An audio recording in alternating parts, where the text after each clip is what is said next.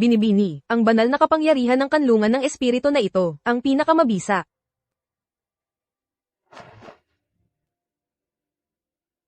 Naway protektahan ako ng banal na kapangyarihan. Sana sa insidente sa kuweba noong araw na iyon. Hindi niya ako nakilala.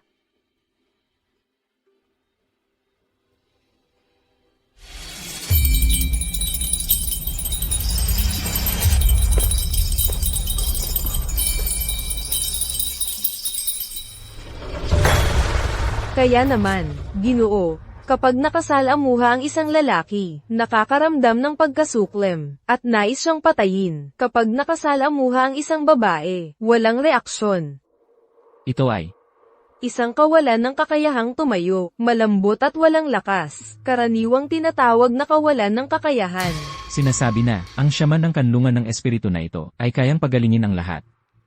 Kung walang solusyon sa bagay na ito, wala na itong dahilan para umiral. Tulad ng sinabi mo mismo, hindi ito ganito dati, kamakailan lamang ito naging ganito. Ginoo. Ito ay may kinalaman sa iyong karamdaman sa puso. Kamakailan, may espesyal bang nangyari?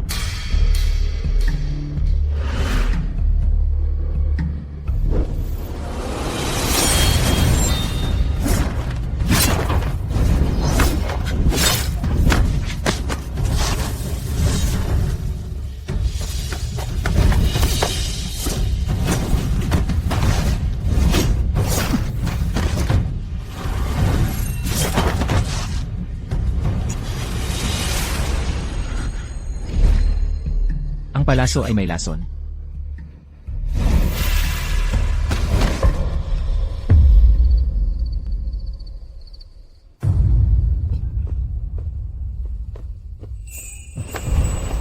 Ang init ko. Ginoo. Ang presko mo. Tumigil ka. Ginoo, tulungan mo ako. Mabilis akong gagaling. Hindi mo dapat gamitin ang iyong panloob na enerhiya ngayon kung hindi kakalat ang lason. Huwag kang matakot. Magiging malumanay ako. Hindi ito sasakit.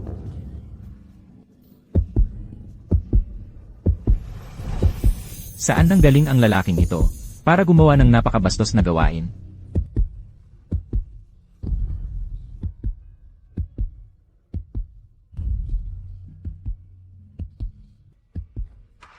Ginoo, mahusay kang magtago ng iyong tunay na intensyon. Dahil ang Ginoo ay walang kakayahan dahil sa mga lalaki. Kailangan lang lutasin ang sumpa na ito, upang maibalik ang iyong normal na kalagayan.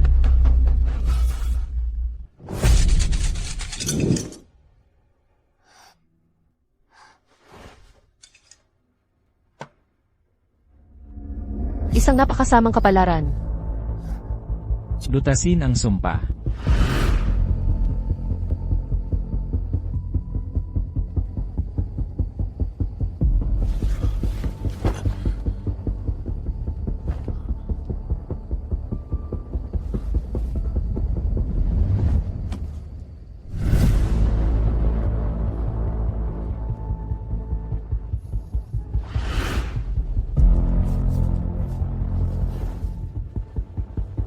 Hanapin sa buong kolehiyo ng mga eskriba. Hanapin ang lalaking iyon. Patayin siya. Oo.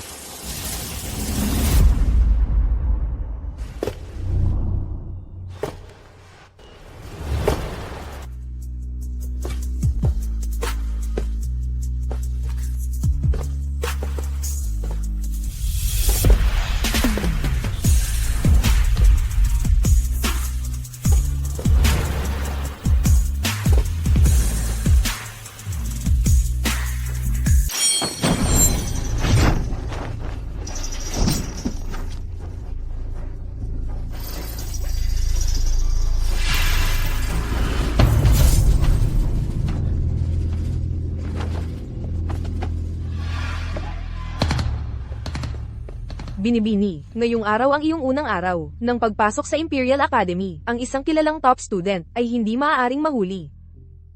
Tubig. Tubig.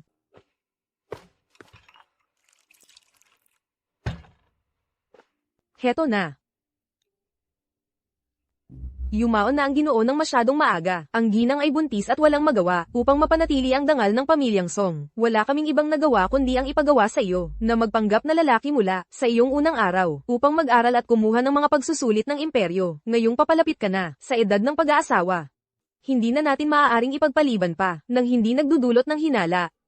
Bakit hindi mo pakasalan si Sophie, upang patahimikin ang mga tao? Kung hindi, tungkol naman sa prinsesa.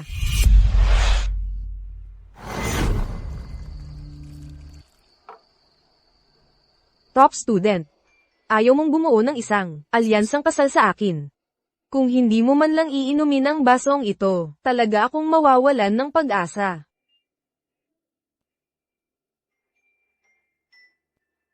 Kaunti lang ang kaya kong inumin. Itong baso lang. Bilang pasasalamat ang iyong kamahalan.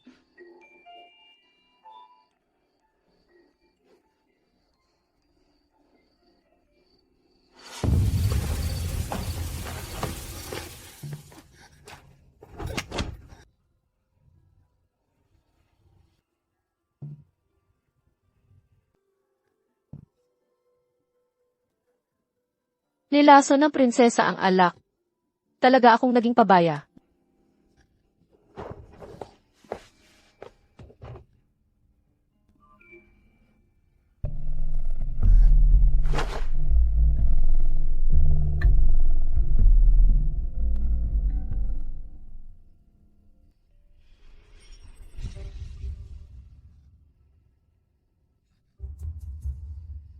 Punong kanselor.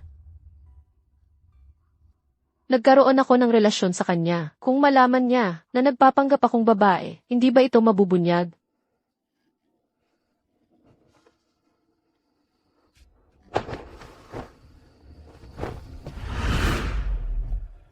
Hindi, lahat ng pagbasa ng mahika ay masamang pangitain. Nangangahulugan ito na, sinasabi ng tadhana na huwag akong lumabas. Gusto kong mag-leave ng ilang araw. Hindi muna ako pupunta sa akademya. Ngunit ngayong araw, ang iyong unang araw. Mas mahalaga ang buhay. Maghintay tayo ng ilang araw. Kapag tapos na ang lahat, sabihin mong mayroon akong pantal na nakakahawa. Sige po. Ginoong bata.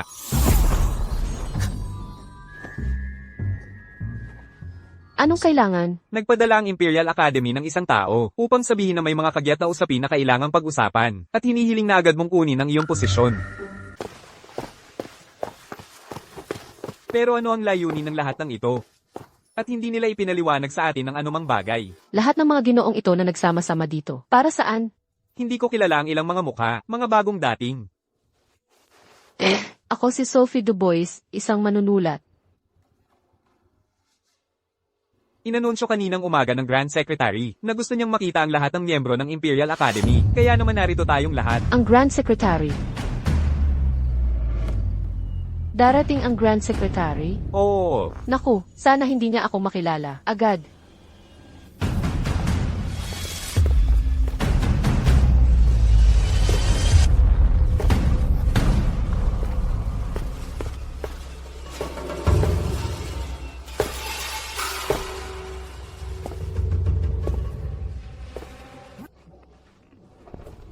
Ang Grand Secretary.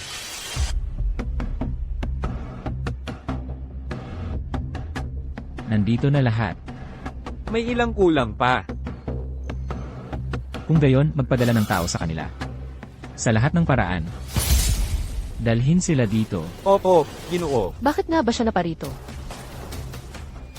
Kung gayon, magsimula na tayo. Mga Ginoo, pakiusap, magpakilala na kayo. Julian Moro, mula sa Jingzhou. Ako ay isang censor. Antoine Petit, mula sa Jiangyin. Ako ay isang reader. Theo Bernard, editor sa Imperial Academy, mula sa Mingzhou. Clement Lefevre, mula sa Minnan, unang nakapasa sa Imperial Examinations, editor-in-chief ng Imperial Academy. Louis Martin, mula sa Hubei.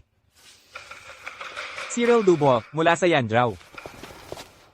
Tapos na, tapos na. Ang bagong unang nakapasa sa Imperial Examinations, si Sophie Dubois. Chloe Dubois.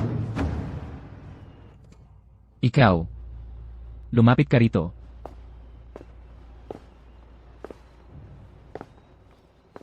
Itaas mo ang iyong ulo. Hindi ako maglakas loob, Ginoong Magistrado. Ano? Kailangan ko bang puntahan ka? Talaga?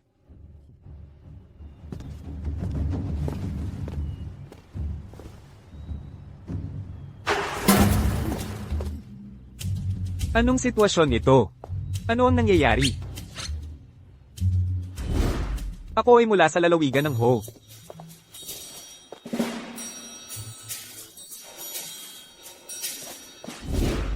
Karaniwan, dapat ay nasa bakasyon ako sa bahay. Ngunit nawalan ako ng ngipin na nagpabago sa aking mukha. Natatakot akong takutin kayo, Ginoo.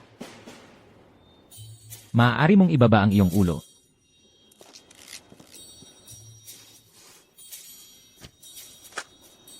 Kaya naman, ito ay isang maikling pagkikita lamang. Hindi niya ako makikilala, hindi ba?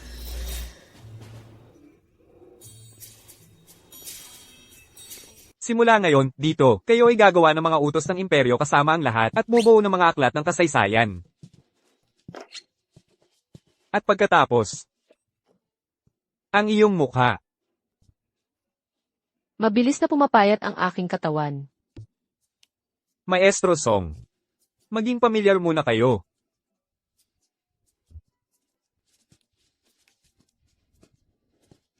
Hindi katakataka na siya ay ang unang scholar ng imperyo na pinili ng kanyang kamahalan. Siya ay mas maputi at mas delikado kaysa sa isang dalaga. Oo. Ang kilos ng punong kanselor kanina, akala ko na pumunta siya sa Hanlan Academy para pumatay ng tao. At huwag na nating pag-usapan pa na, ilang araw na ang nakalipas, ang demonyong ito ay naghahanap ng isang tao sa buong kabisera. Nagtataka ako kung sino ang nagkasala sa kanya ng ganoon. Kung makita niya siya, hindi ito magiging dahil sa kanyang ugali. Kung makita niya ang taong ito, hindi ito magiging kasing simple ng pagpugot sa kanyang lalamunan. Ang purgatorio na kanyang pinapatakbo ay mas nakakatakot kaysa sa kulungan ng kagawaran ng hustisya. Maestro Song, ano ang problema? Wala.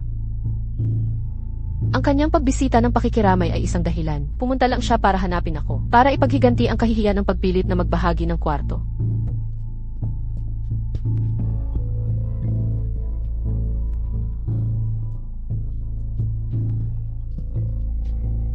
Punong kanselor. Narito ang tao. Oo. Nawala si Maestro Song? Nasaan siya?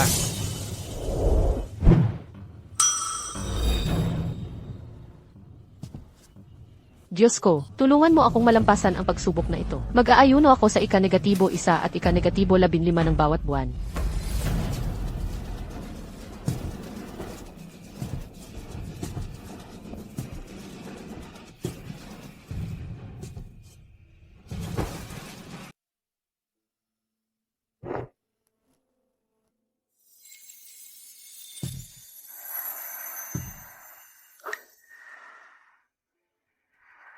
Ginoo, pumasok ako sa tahanang ito nang hindi sinasadya. Hinihiling ko na magkaroon kayo ng malaking puso, at huwag ninyong isisi sa abang lingkod na ito.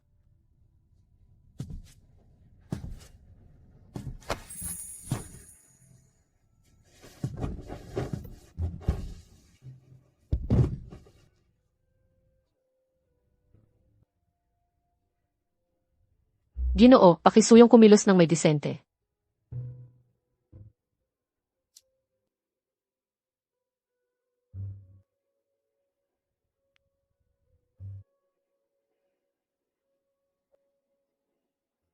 Bakit tila pamilyar ka sa akin? Para bang nakita na kita dati kahit saan? Ako si Miss Song mula sa pamilyang Song. Napunta ako ngayong pagkakataon para magdala ng isang bagay sa aking kapatid. Ang aking kapatid ay ang bagong compiler na si Song. Dahil kasamahan mo siya, kami ay lalaki at babae na magkasama. Ang mga pribadong pag-uusap ay maaaring magdulot ng chismis.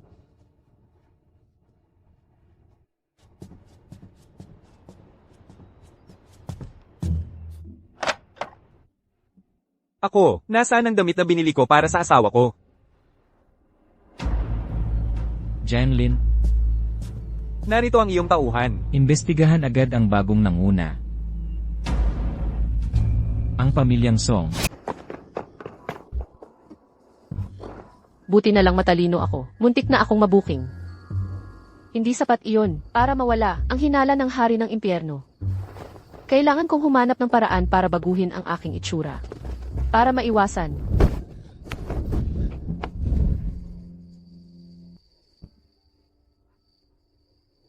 Prinsesa, Chloe.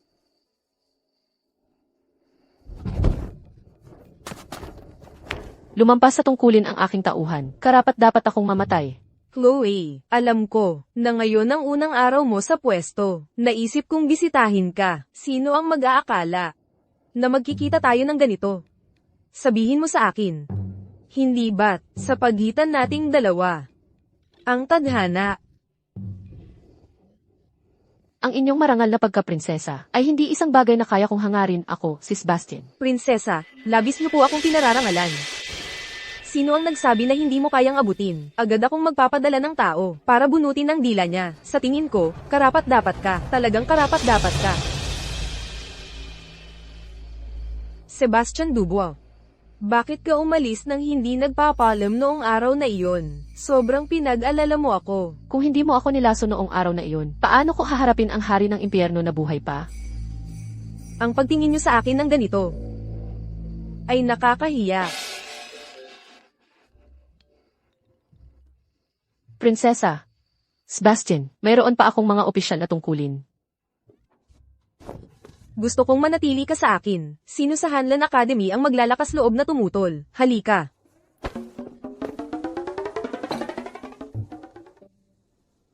Ito.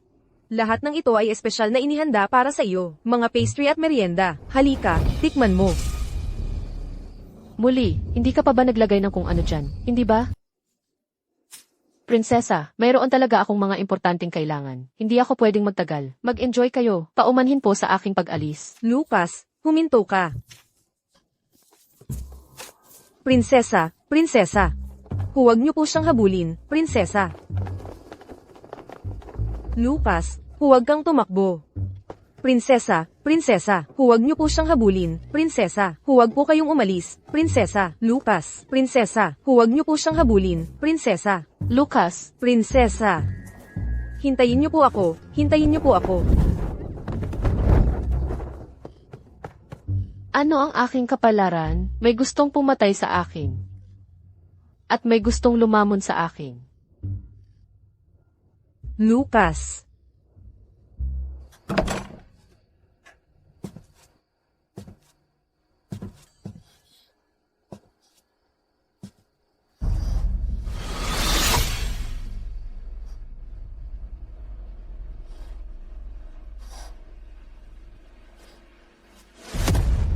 Ikaw pala. Papatayin kita. Ginoo, maawa po kayo sa akin. Ang insidenteng iyon ay talagang aksidente lang. Talagang napilitan lang ako noong araw na iyon. Kung nagkasala man ako sa inyo, sana po ay maging mapagpatawad kayo. Tumahimik ka.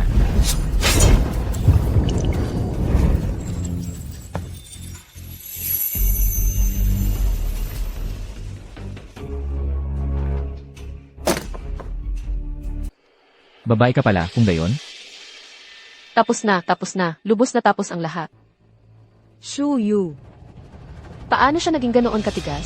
Sinundan niya ako. Shuyu. Alam kong nasa loob ka. Songshu. Ginoong Xie, ang pagiging babae ko ay hindi dapat mabunyag. Sana ay itago ninyo ang aking lihim. Bitawan mo ako.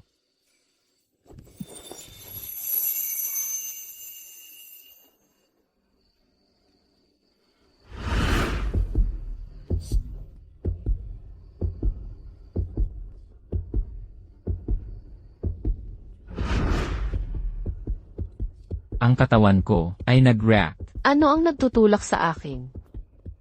Song Shuyu. Alam kong nasa loob ka. Papasok na ako. Diretso na pumasok ang prinsesa sa opisina. Dahil sa anong dahilan? Ginoong Lambert.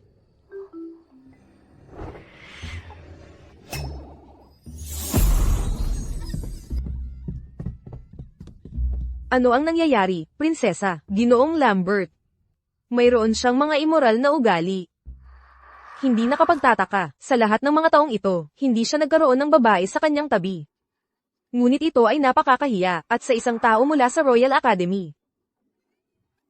Ang aking mga mata ay nadungisan.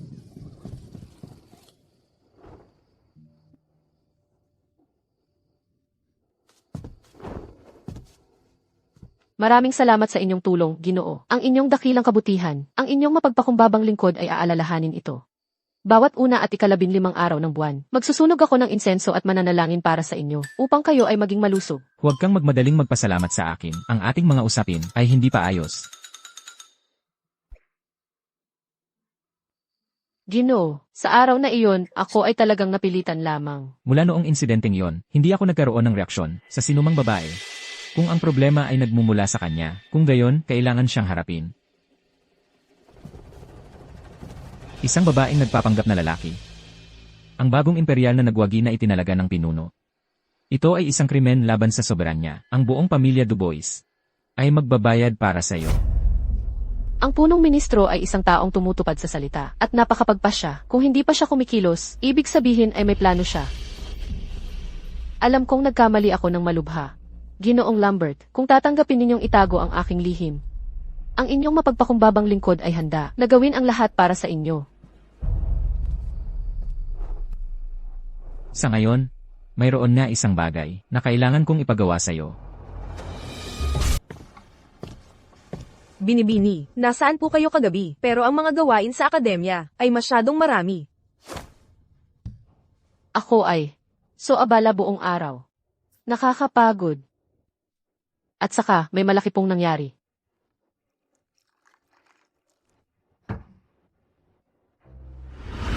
Ngayon, may isang bagay na kailangan kong ipagawa sa iyo.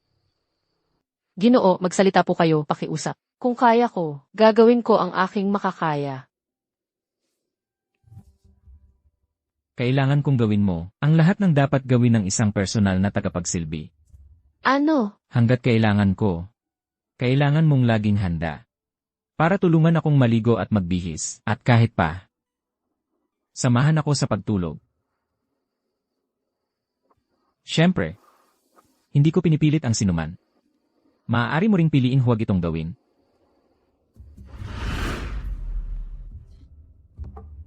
Sabihin na hindi mo pinipilit ang sinuman. Magaling na sinabi, kung wala kang hawak sa akin, paano ako magpapasako?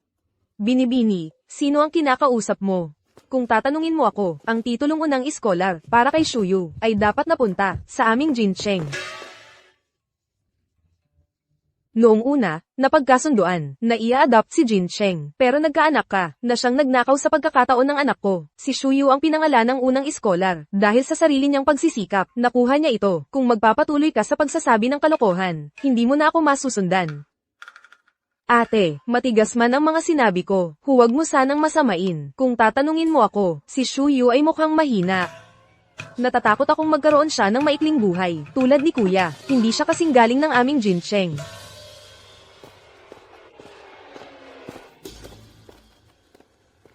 Palagi siyang malambot, at kahit sa araw, nakasara ang mga bintana, mukhang may problema talaga. Kung sakaling makakita ako ng mali sa kanya, ito na ang magiging kapahamakan para sa ating lahat. Kaya ang buong pamilyang Dubois ay mapupunta sa aming Jincheng. Nandito na po si inay at ang ikalawang tita. Pupuntahan ko po sila.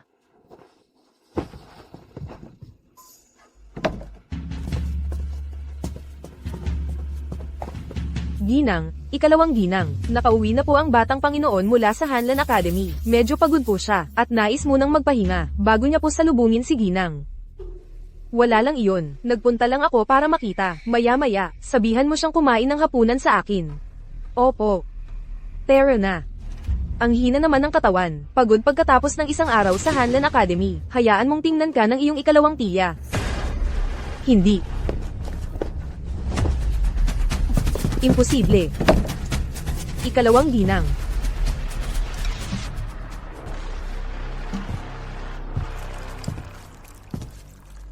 Ikalawang tita, bakit po kayo nagmamadali? Pumasok ng hindi tinatawag. Sa liwanag ng araw, sarado ang inyong mga bintana at pinto. Ikalawang tita, akala ko may nangyari sa inyo. Hindi ba't sinabi kong hindi ako maganda ang pakiramdam?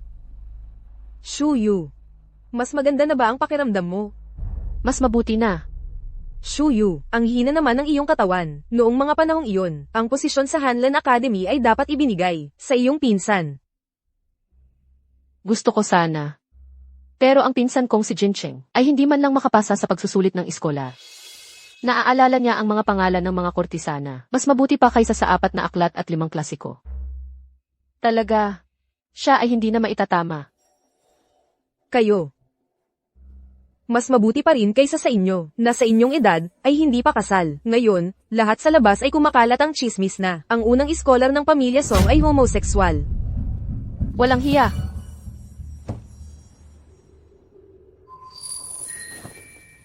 Kung ang ikalawang tiya ay hindi makontrol, ang kanyang dila ng ganyan. Hindi ako magdadalawang isip na tawagin ang matriarka ng mga tuntunin ng kababaihan para bigyan ka ng magandang aral. Batang Panginoon. Ang manor ng punong ministro ay nagpadala ng imbitasyon na nag-aanyaya sa iyo sa isang handaan sa Liupang Garden. Shuyu, simula nang pumasok ka sa Hanlan Academy, nakamit mo ang papuri ng punong ministro. Kung alam lang ng iyong ama mula sa kinaroroonan niya, tiyak na ipagmamalaki ka niya. Huwag po kayong mag-alala, inay. Si Wen lang. Sana po ay wala siyang tinatagong intensyon. Ruyi, ang handaang ito ng punong ministro ay isang bihirang pagkakataon kung magagawa mong makuha ang atensyon ng punong ministro. Sa hinaharap, ang pamilya Song ay pamumunuan ng aming nakababatang sangay. Pero inay, wala po kaming imbitasyon, hindi iyan mahirap. Ang Liufang Garden ay may nakal ang mga kwadra. Sa mga oras na iyon, magtatago ka sa karwahe ni Song Shuyu, at magagawa mong makapasok sa handaan. Sige. Ginoong Song.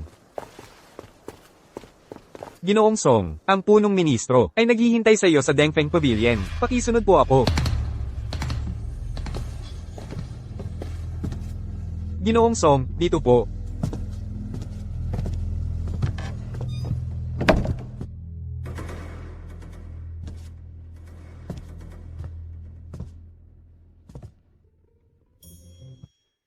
Gino.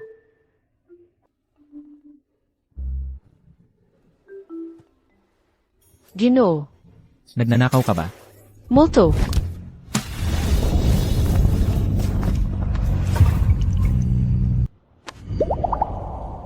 Bakit walang reaksyon? Dahil ba hindi sapat ang paghawak? Isang maliit na insidente. Isang insidente.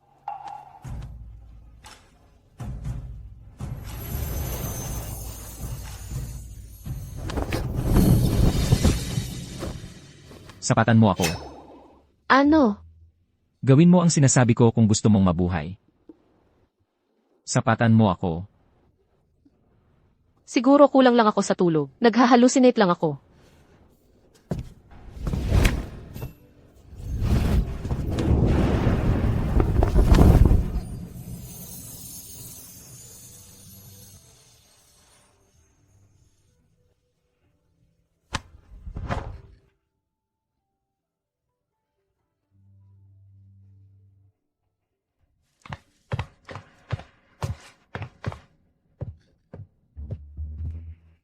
Ngayong nahuli na kita, hindi ka na makakatakas pa.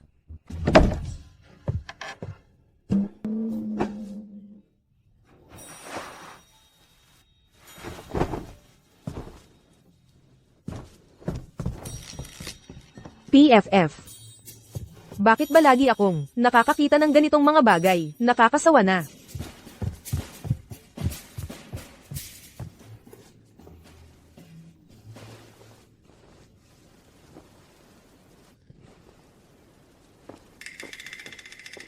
Shuyu.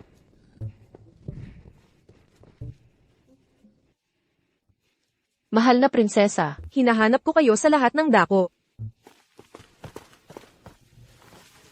Mahal na prinsesa. Sumama ka sa akin.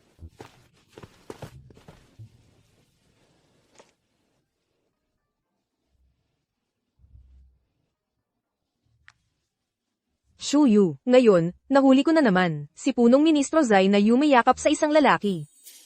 Tulad noong nakaraang araw sa opisina ng mga iskolar. Sa araw na ito, anong kawalang siyaan, talagang nakakahiya. Totoo nga po, nakakahiya. Ilang taon na ang nakalipas, gusto siyang ipagkasundo ng emperador sa kasal, pero magalang niya itong tinanggihan. Sino ang mag-aakala na Mahilig siya sa mga lalaki, kaya pala siya ay homosexual. Hindi nakapagtataka na gusto niya akong patayin. Hindi niya gusto ang mga babae. Ako, kahit papaano, ligtas ako. Siguro, nagawa niya iyon para mailabas ang sama ng loob niya. Hayaan mong sabihin ko sa iyo, nang buksan ko ang pinto, nakaupo siya doon. Gusot ang damit. Baka, siya ang nasa ilalim.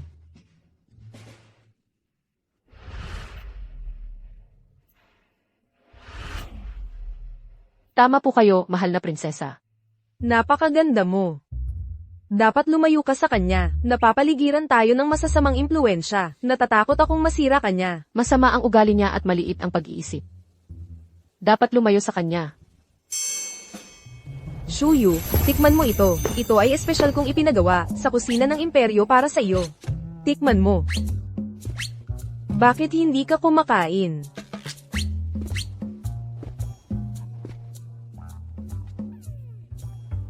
Naku, Ginoong Zai. Gusto ko ring malaman kung ano ang matututunan ni Ginoong Song mula sa akin. Ano pa ang masama niyang matututunan?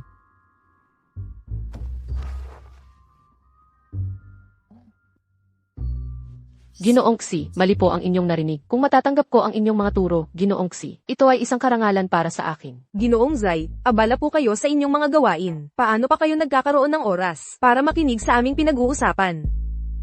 Ang prinsesa ay naparito sa hardin ng biyaya ng bulaklak. Natural lang na salubungin ko siya ng may pag-ingat. Kung hindi ko mapagbibigyan ng prinsesa, kasalanan ko iyon. Ang prinsesa at si Shuyu ay nagkaroon ng napakagandang pag-uusap.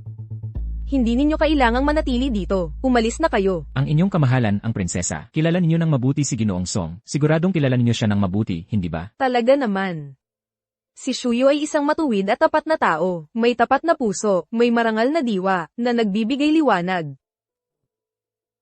Si Ginoong Song ay tunay ngang matuwid at tapat. Isang bihirang at kahanga-hangang tao. Talaga naman. Ang inyong kamahalan, ang prinsesa, Ginoong Xi. Hindi po ako masyadong maganda ang pakiramdam. Ihingi na po ako ng paalam. Shuyu, Shuyu. Ginoong Zai. Song Shuyu, siya ang taong unang napansin ng prinsesang ito. Talaga? Siya ay talagang nagkagusto kay Shuyu. Hindi, kailangan ko siyang protektahan.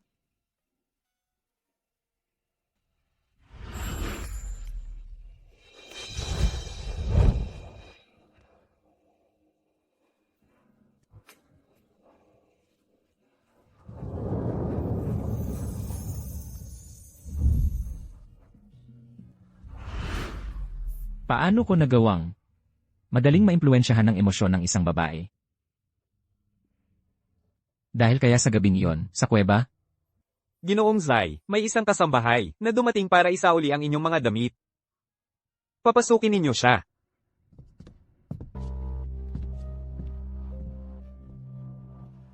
Ginoo, ang kasambahay na ito ay dumating para isauli ang inyong mga damit. Paano napunta sa inyo ang mga damit na ito?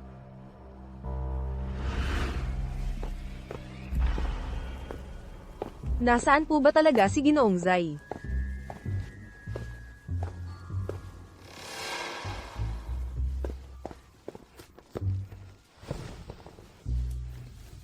Ang disenyong ito, sa buong kabisera, si Punong Kalihim Zai lang ang makakaburden nito.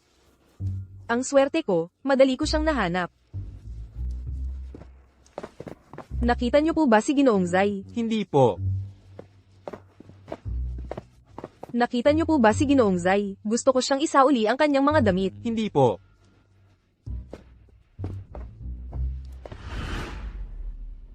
Sulo Juran, paano mo nagawang itapon ang mga damit ko? Ikaw. Lumapit ka rito.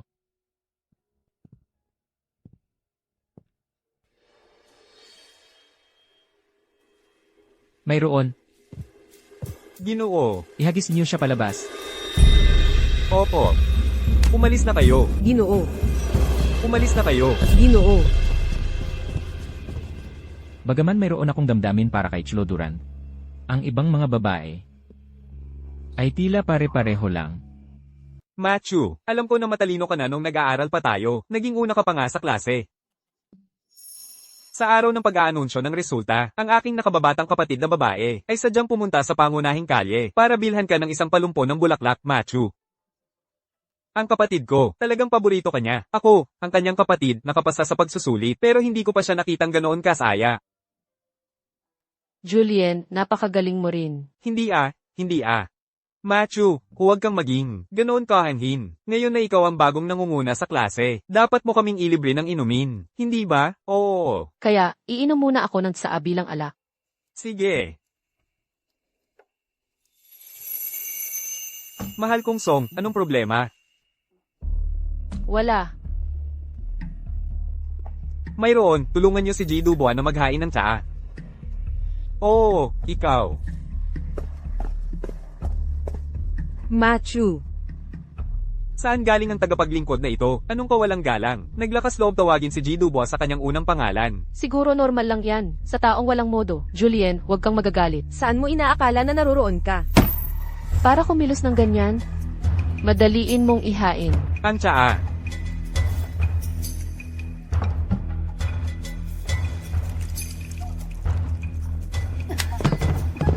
Paano nagkaroon ng flower garden ng ganito kapusong tagapaglingkod?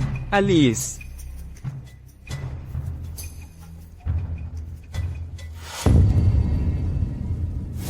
Paano nagkaroon ng dugo dito? Isang lalaking duguan ng ganito, hindi kaya ito ay isang malubhang sakit sa puso? Tingnan mo kung hindi ko, balatan ka ng buhay. Anong nangyayari kay Jisong? Ang pagsigaw ng ganyan, napakawalang hiya. Nadapa lang ako sa hardin kanina. Nasugatan ang palad ko sa mga graba. Iyon lang. Bobo, kung ayaw mong masira ang reputasyon mo at mapatalsik ka sa pamilya Song, tumahimik ka. Isa kang tagapaglingkod ng flower garden. Hindi ko dapat inasikaso ka. Pero ngayon, ang punong ministro, ang nag-oorganisa ng piging dito. Sobrang bastos mo, nakasagasa ka na ng ilang Panginoon ng paulit-ulit. Nagsalita ka ng walang respeto. Sa ganyang pag-ugali, wala kang karapatang manatili dito. Mga gwardiya. Ihatid niyo siya palabas ng flower garden. Kung magtanong ang mga amo, sabihin niyo lang ang totoo. Ikaw. Bitawan mo ako. Halika na. Bitawan mo ako. Song, kumusta ang sugat mo?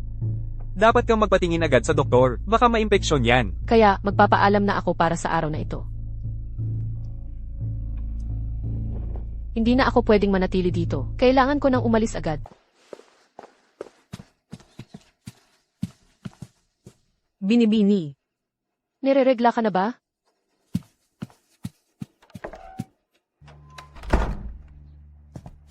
Ito, para makapagpainit ka.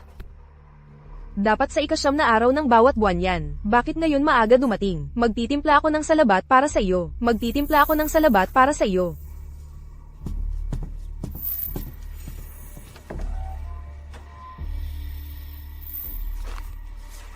Bakit 3,000 piso lang? Sabi ni Unang Ginang, para sa kasal ng panganay na anak. Nangyari na iyon noong nakaraang taon. Kung gusto ninyong magdaos pa ng isa ngayong taon, kailangan ninyong magbayad mismo. Si Song Shuyu ay nagkahalaga ng ilang daang piso, para lang maging una sa imperial na kompetisyon, para sa malaking okasyon sa buhay ng anak ko. Ayaw nilang gumastos ng kahit isang piso. Ang pagkilos ng ganito, pinapabura ng isa at pinapabayaan ng isa. Paano niya mapapatakbo ang pamilya Song? Ginang. Paano ka napunta sa ganitong sitwasyon? Sinampal ako ni Song Shuyu sa harap ng lahat, at inutusan pa na paalisin ako sa bulaklak na hardin. Tingnan ninyo ang mukha ko. At ang mga kamay ko. Nakuha niyang sampailan ka, iyan ay insulto sa langit. Ginang, ang pangalawang Ginoo ay bumalik na, sabi ng mga alipin, na hindi maganda ang kanyang kutis. Mapatla siya, pagkapasok niya sa kanyang silid, nagkulong siya, at hindi man lang binati ang unang Ginang. Nang ako ay nasa bulaklak na hardin. Dugo ang lumabas sa ibabang bahagi ng kanyang katawan, at nadumihan ng dugo ang bangko. Pagka nais kong magsalita, sinampal na niya ako. Mayroon talagang kakaiba. Baka nakakuha siya ng nakakahiyang sakit. Nakakahiyang sakit. Aling Leo, bumili ka ng isang tagapagsilbi, na hindi kilala ang mukha, at ilagay mo siya malapit sa unang pamilya. Opo. Sa pagkakataong ito, kahit gaano pa kahirap pasukin ang unang pamilya, mahanap ko ang kanyang kahinaan, para mailabas ko siya.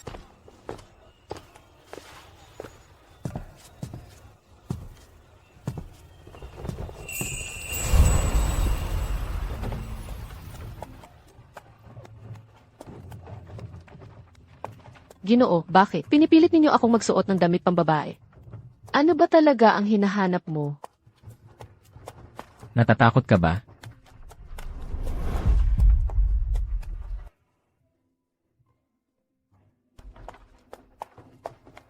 Ikaw ang dating napaka-arogante. Sa harap ko noon,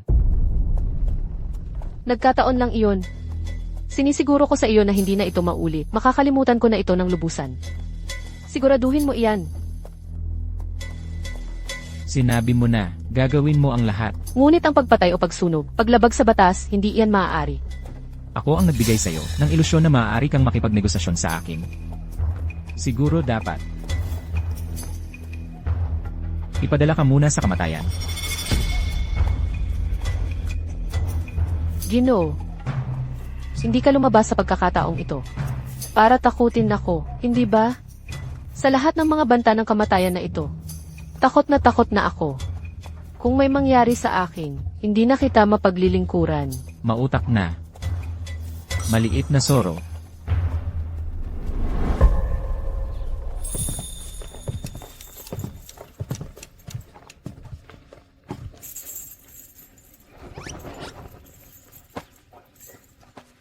Ngayon, susuriin natin ang bangko. Ipakita mo sa akin ang kaya mong gawin. At magdedesisyon ako kung ang iyong ulo ay mananatili sa iyong balikat. Ganito karaming pera.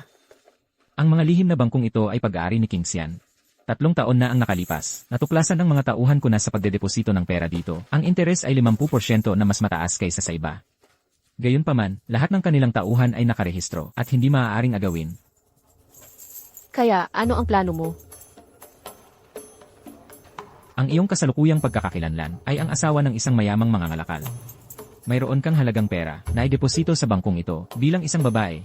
Tignan mo kung mapapalambot mo sila at makakuha ng impormasyon tungkol sa kanilang paraan ng pagkalkula ng interes.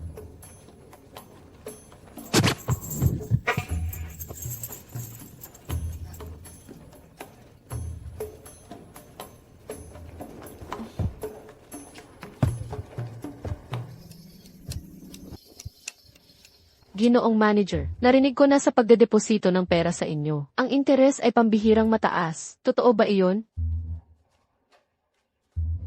Sino ang nagrekomenda sa'yo? Noong kumakain ako sa isang bahay aliwan, narinig ko itong sinabi. Kailangan talaga ng introduksyon, hindi ba? Kaya ano ang gagawin? Walang nagpakilala sa akin. Kailangan talaga ito noon. Ngunit magkano ang gusto mong ideposito? 500 tail. 5,000 tail. 50,000 tael. 50,000 tail.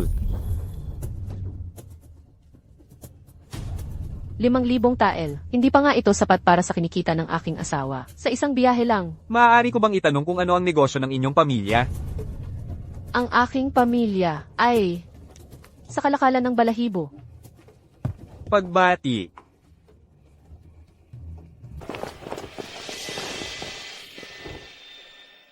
Nagtatanong ako, Kung mali ang kanilang paraan ng pagkalkula ng tubo, siguro ginamit nila ang pera ng kliyente para sa mga iligal na gawain, para sa maikling panahon, makakuha ng 50% tubo. Kung hindi, ang money changer na ito ay magiging kawanggawa. Nakita ko rin ang rehistro na binuksan niya, at ang perang lumalabas dito, sa malaking bahagi, papunta sa Longshao at Changting. 2 lugar na iyon, mayaman sa iron ore at asin. naaalala agad. Akala niya mabilis, at hindi ko ito matatandaan. Sino ang nagbigay sa akin ng memoryang parang litrato? Memoryang parang litrato. Napakagandang memorya. Ibig sabihin, maraming bagay.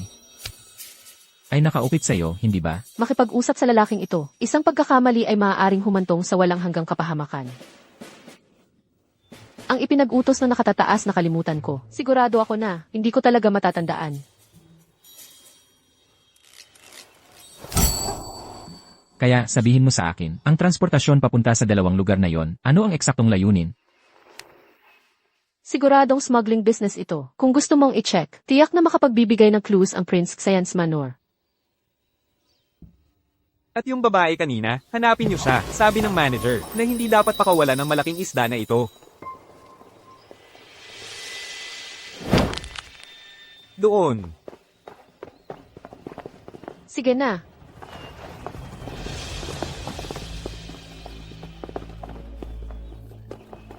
Kamahalan, prinsesa.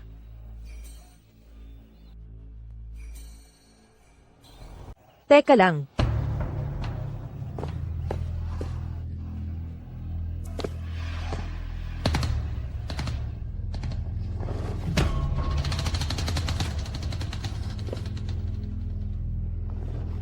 Prinsesa, binabati ko po kayo.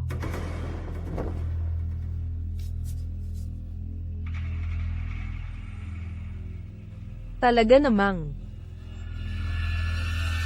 Napakaganda mo. Higit pa kay Lucas Martin. Si Lucas Martin ay kapatid ko. Naiintindihan ko, hindi nakapagtataka na magkamukha kayo. Halos mapagkamalan ko kayong dalawa. Ang mga tao sa pamilya, Martin ay pawang magaganda. Nararamdaman kong malapit ako sa iyo. Mula ngayon, nasa ilalim ka ng aking proteksyon. Kung sakaling, may mga hanggal, magtangkang saktan ka, sabihin mo lang sa akin. Aasikasuhin ko ang mga maruruming mapagkunwaring tao para sa iyo. Prinsesa, ang manirang puri sa iba sa harap ko, hindi ba't medyo hindi angkop? Prangka ako, ang aking tamang pagtatasa ay dapat sabihin ng hayagan. Ano ang gusto niyang gawin? Dahil nandito ang kapatid ni Ginoong Martin. Bakit hindi natin siya imbitahin na uminom ng isang inumin kasama natin? Ano sa tingin niyo, prinsesa? Hindi maganda. Sayang. Bakit ka sumisigaw ng ganyan kalakas? Bakit ka sumisigaw ng ganyan kalakas? Hindi malakas uminom ang kapatid ko. Natatakot akong baka mawalan siya ng poise. Sa harap ng Grand Chancellor, mas mabuting huwag na siyang tawagin. Tama, gusto ni Zaiwen lang ang mga lalaki. Ang pagbanggit kay Shuyu ngayon, ay hindi magandang senyales. Tama ka, mas mabuting huwag tawagin ang kapatid mo. Hindi angkop na kayo, isang lalaki at isang babae, ay magkasamang maglakad. Halika, dadalhin kita sa Pavilion of 10,000 Treasures. May bago silang koleksyon ng alahas at tela.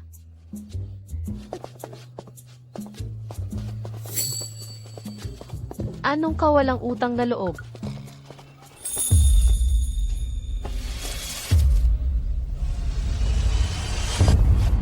Mahal na prinsipe, hindi nagkamali ang inyong lingkod. Kamukha nga ni Song Shuyo ang babaeng ito, ang nanguna sa Imperial Exam. Lumitaw siya kasama ang Grand Chancellor, malapit sa bangko. Siguradong hindi ito nagkataon.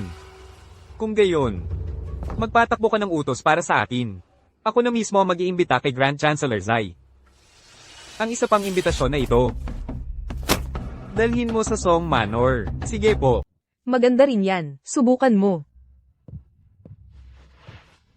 Salamat, prinsesa. Hindi mo kailangang maging masyadong magalang sa akin. Kapatid ka ni Shuyu, kaya kapatid din kita. Hindi po iyon possible. Ang inyong kamahalan ay mula sa mahalagang angkan. Paano ko naman po matatamo ang karapatan na maging kapatid ninyo?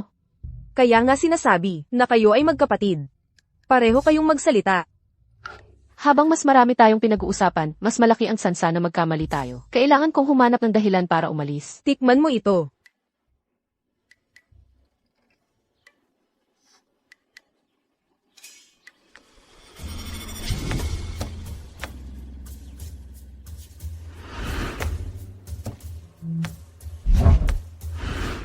Ikaw at ang iyong kapatid. Talagang magkamukha kayo, kahit ang inyong mga gawi ay pareho. Pagkatapos ng ilang oras na magkasama, baka may ilang pagkakatulad. Mahal na prinsesa, huli na po ang oras. Dapat na po akong umuwi. Huwag kang magmadali, ako na mismo ang maghahatid sa iyo mamaya. Binibining Song, si Ginoong Lambert ay naghihintay sa labas. Ako na ang maghahatid sa kanya. Prinsesa, sinabi po ni Ginoong Lambert yon. Dahil inanyayahan niya itong lumabas, dapat siya ang maghatid sa kanya. Kung hindi, paano ko ito maipapaliwanag kay Ginoong Song? Hindi ko kayang makipag-away kay Ginoong Lambert, pero tandaan mo ito. Sabihin mo sa kapatid mo na lumayo siya sa kanya. Siya. Mahilig siya sa mga gwapong lalaki. Salamat sa inyong babala, prinsesa. Tiyak na sasabihin ko ito sa kapatid ko. Umalis ka na. Salamat, Ginoo, sa pagligtas sa akin. Ang prinsesa ay lubos na minamahal ng hari. Medyo pasaway lang siya. Kung magpapatuloy siyang bumisita sa inyo, maaari niyo akong gamitin bilang dahilan upang iwasan siya. Ngunit ito, maaari bang makaapekto sa inyo? Hindi ko pinapansin ang tingin ng iba. Sinasabi nilang mayroon siyang malaking kapangyarihan sa korte, na siya ay walang awa. Lahat ng hindi sumusunod sa kanya ay lihim na inaalis. Ngunit ang imperial na tagasuri, na pinakakontra sa kanya, ay buhay pa rin. Anong klaseng tao? Kaya siya talaga?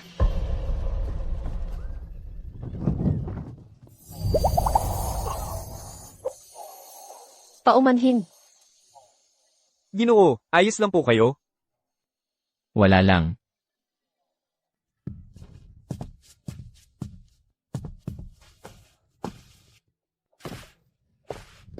Binibini, ano ang problema? Bakit namumula ang mukha mo? Wala lang. Halika na, humanap tayo ng lugar para magpalit. Binibini, May dumating na imbitasyon mula sa manwar ng Prinsipe Sian. Ang manor ng Prinsipe Xian.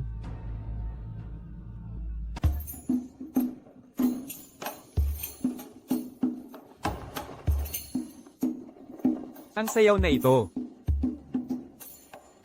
Malumanay at nakakaakit. Uminom tayo.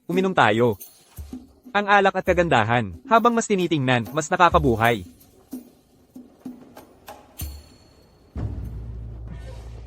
Napakaganda.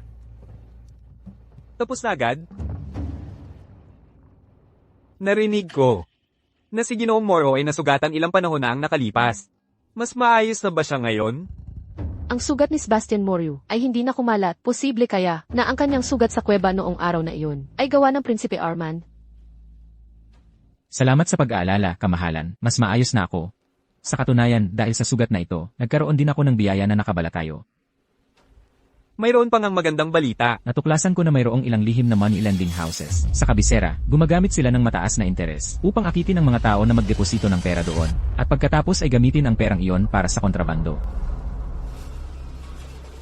Isang kalahating oras na ang nakalipas, ang mga tao mula sa hudisyal na pulisya ay pumunta upang palibutan at buwagin sila. Dapat ay tapos na sila sa pag-agaw ngayon. Sa kabuuan, ang nasamsam na pera ay dapat umabot sa daan-daang libong piso.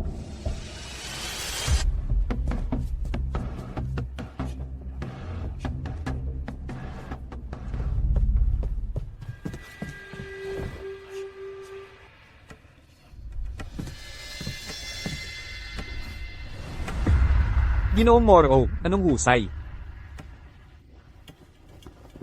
Masyado po kayong mabait, kamahalan.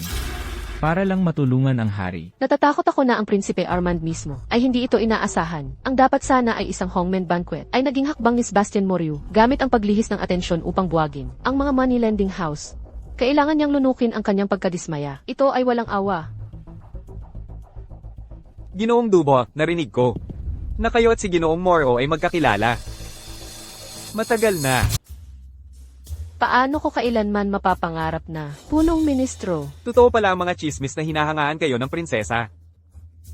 Pinararangalan kayo ng prinsesa. Paano ko magagawang mangahas? Sa ganyang anyo, kung babae ito, ako mismo ay mahuhumaling. Ginoong Zai. Hindi ba? Kamahalan. Si Ginoong Song ay tunay ng si Ginoong Song na pinangalanan ng kanyang kamahalan. Hindi niya kayang pagbigyan ang inyong mga biro. Ginoong Song, engaged ka na ba? Hindi pa. Sa edad ninyo, marami na akong konkabina. Kaya naman, ang palasyo ko ay may mga bagong nakuha na kagandahan. Inaalok ko sila sa inyo ngayon. Kamahalan, hindi ito nararapat. Ano ang mali? Single ka pa rin, wala man lang malapit na tagapagsilbi sa iyong tabi. Kung tatanggihan ninyo ang mga kagandahang ito, maaari itong magdulot ng chismis. Kung mayroon kayong anumang discomfort, matutulungan ko kayo. Ipatawag ang Imperial Physician para suriin kayo. Sa taong ito, sa mga bagong promosyon, lihim ng niligawan ni Prinsipe Xian. Ang ilang tao, kung tatanggihan ko, mangangahulugan ito na sinasabi ko kay Prinsipe Xian, na nasa panig ako ni Xiwen lang. Ang inyong kabutihang loob, kamahalan. Nagpapasalamat na ako sa inyo.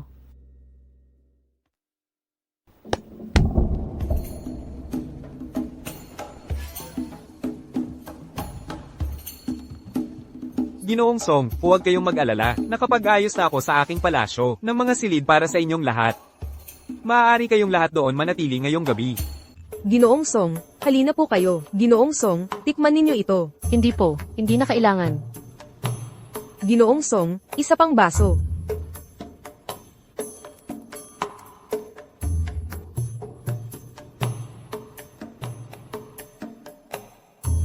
Hindi na kailangan.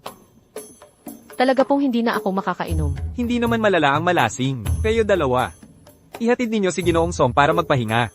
Siguraduhin ninyong maayos, ninyo siyang alagaan, kung hindi siya masaya. Mananagot kayo sa akin. Opo. Tulungan niyo ako agad.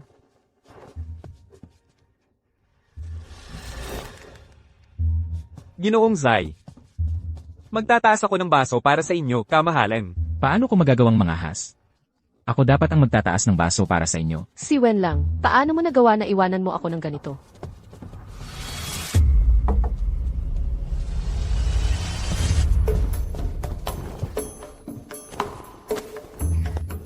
Teka muna, hindi na ako lasing.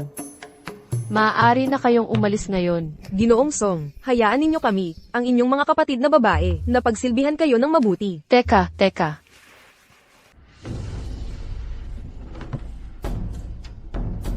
Aking prinsipe.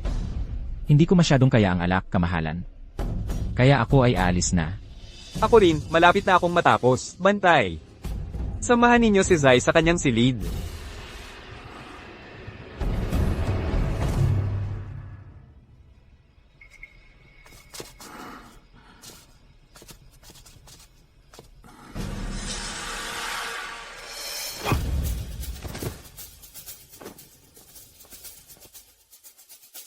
Malamang nahulaan na ni Prinsipe Xian na si Song Shuyu ay isang babae.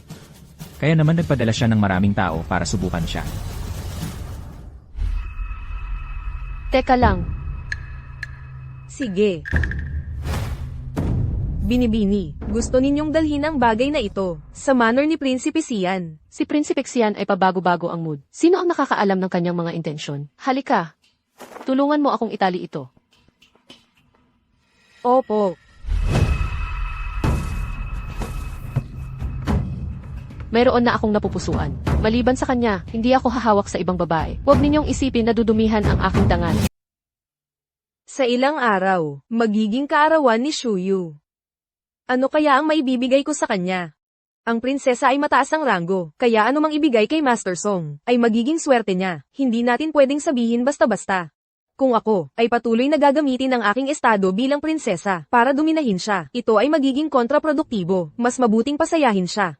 Kamahalan, masamang balita, kamahalan, si Master Song ay nasa manor ni Prinsipe Arman, at tinanggihan niya ang serbisyo ng dalawang kagandahan. Sinabi niya na mayroon na siyang napupusuan, at gusto niyang manatiling malinis para sa taong iyon. Ano? Napakalaki ng kanyang tapang. Ang gabing ito ay maaaring hindi maging mapayapa. Lucas Martin. Prinsesa, Kayo, lahat, lumabas kayo dito. Opo, Dinang. Kung gayon, sabihin mo sa akin, sino nga ba ang taong mahal mo? Prinsesa, kailan ko ba? Prinsipe Armand, kayong matandang salbahe. Nihahamon ninyong gamitin ang prinsesa para ayusin ang inyong mga problema? Kamahalan, nagkakamali kayo. Hindi ko gustong pagsilbihan ng mga iyon. Kaya naman, Kung hindi mo sasabihin sa akin ang totoo ngayon, ako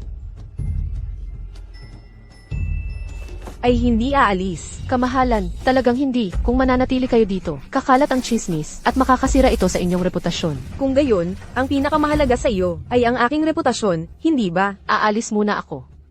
Pigilan ninyo siya para sa akin. Pigilan ninyo siya. Lucas, huminto ka. Lucas, maghintay ka. Huminto ka.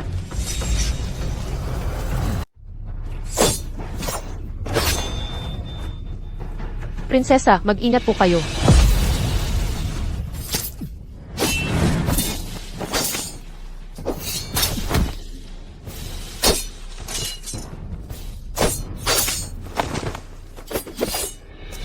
Sino ang naglakas loob na pumasok sa manoryo ng prinsipe? Anong nangyari? Pumasok sa manoryo ng prinsipe. Nakpin niyo sila para sa akin. Opo. Teka lang.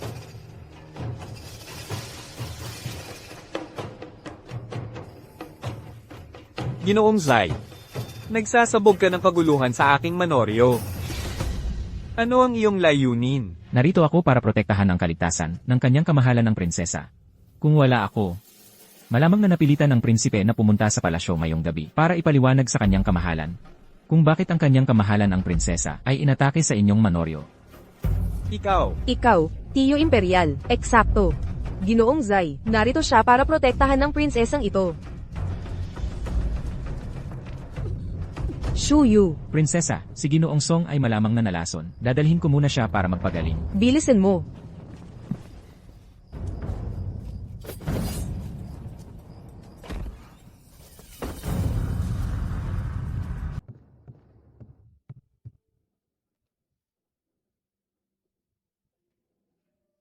Ang mga tauhan ko ay nasa labas. Huwag kayong mag-alala.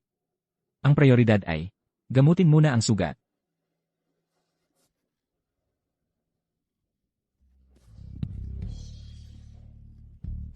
Huwag kayong tumingin.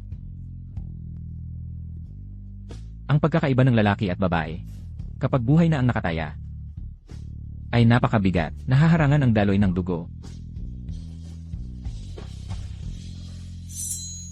Kailangan muna nating alisin lahat yan. Kung matuklasan ito ngayon, hinihiling ko lang sa inyo na itapon ang aking katawan sa bangin para matiyak ang kaligtasan ng buong pamilya ko.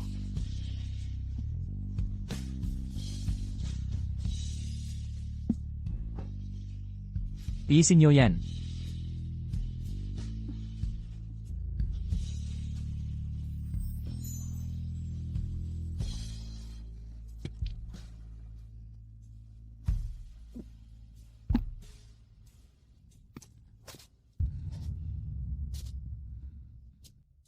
Prinsesa, huwag po kayong mag-alala. Si Ginoong Zai ay may alam na ilang Xuanwang arts, ngunit hindi siya kasing sanay kumpara sa mga doktor ng palasyo. Kaya, kung mabagal man, ay lubos na normal. Bumalik kagad kayo sa palasyo, at ipatawag ang isang doktor ng palasyo. Opo. Kaya sinasabi nyo na. Ako, itong prinsipe, ay hindi pa nakakita na kasing interesado ni Ginoong Zai sa isang tao. Mukhang talagang nagugustuhan niya ang Songzuang yan na ito.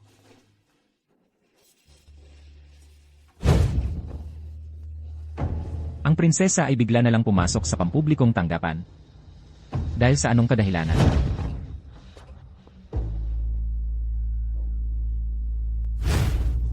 Talaga namang ang tanga ko. Paano ko sila pareho? Sa iisang silid. Hindi, parang lobong pumasok sa lungga ng tigre. Prinsesa, Kayo. Kayo lahat. Ano kaya ang nakita ng prinsesa para magulat siya ng ganito?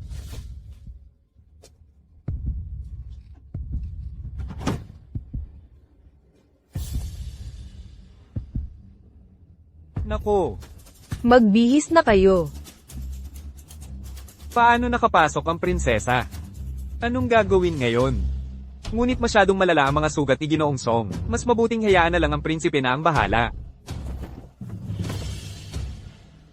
Basagin niyo ang pinto para sa akin.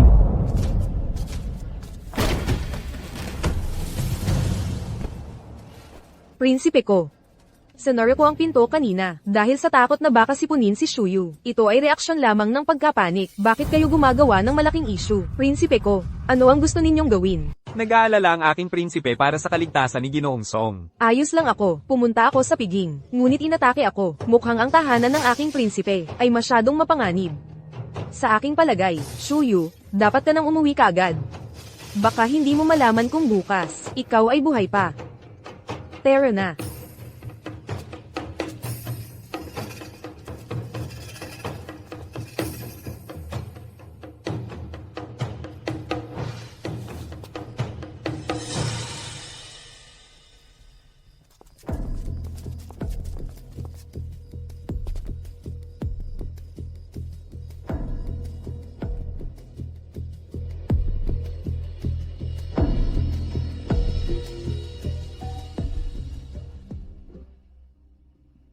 salamat prinsesa. Ngayon, iniligtas mo ako. Ituring mo itong bayad.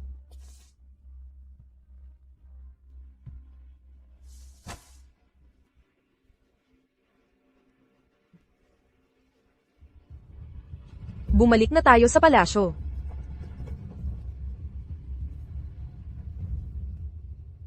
Ihatid muna kita. Unang nagbigay ng kagandahan si Prinsipe Xian. Pagkatapos ay ginamit niya ang prinsesa. Natatakot akong naghihinala na siya tungkol sa aking pagkatao. Sa kanyang ugali, malamang susubukan pa niya. Siya ay napakatuso. Kanina, noong kayo ay nasa mansyon ni Prinsipe Xian, hindi kayo nagsabi ng malinaw. Iniisip ko na may sarili kang mga kalkulasyon. Ayon sa iyong ugali, prinsesa, kahit pa lumabas ang katotohanan, uunahin mo akong hanapin. Dumating na ang prinsesa, isang malaking karangalan para sa tahanan ng mga Song. Nasaan ang silid ni Song Shuyu?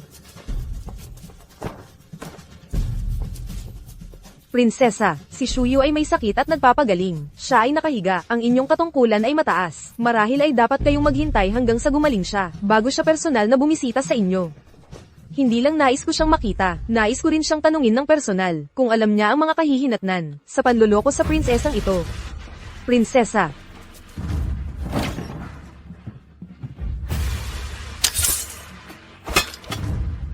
Song Shuyu, anong tapang? Nagtangkang lokohin ng emperador at hamanin ng langit. Wala pang sino man ang kailanman nakapaglaro sa akin ng ganito. Alam kong karapat-dapat akong mamatay. Ngunit wala akong anumang intensyon na paglaruan ang prinsesa. Talaga pong, mayroon akong mga mabigat na dahilan. Nalinlang ko ang inyong kabutihan, at hindi na ako makatulog sa gabi. Ang buong responsibilidad ay nakasalalay. Sa akin lamang. Nakikiusap po ako, prinsesa. Huwag niyo pong isama ang ibang miyembro ng pamilyang Song. Ito lang ang narinig ko. Ang prinsesa ba, hindi palaging mabait kay Song Shuyu. Sa pagkakataong ito, nag-init siya, ng husto sa kanya. Siguro ay nakagawa siya, ng kasalanang hindi mapapatawad. Sa Liufang Pavilion. Nagdurugo ang ibabang bahagi ng katawan niya, at nadumihan ang bangko. Pagka nais kong magsalita, sinampal niya ako. Mayroon talagang kakaiba. Ngayong naiisip ko. Noong siya'y ipinanganak. Hindi ko siya nakita kailanman gamit ang sarili kong mga mata, at ang bakuran ng pangunahing bahay, ay mahigpit na binabantayan. Ang kanyang katawan ay mas marupok din, kaysa sa ordinaryong lalaki, kung totoo ang hinala ko. Ito ay isang krimen na magdudulot ng pagkasira ng buong pamilya. Kamahalan. Mag-ingat, kamahalan.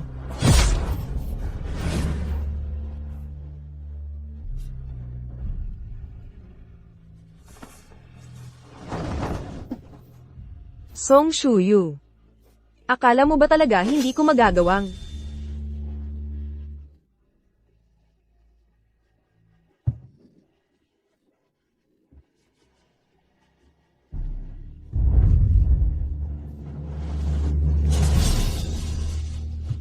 Binibini.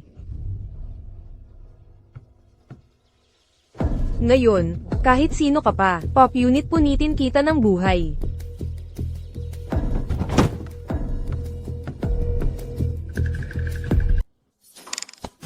Chloe, anong ginagawa mo? Lumayo kayo. Chloe, huwag.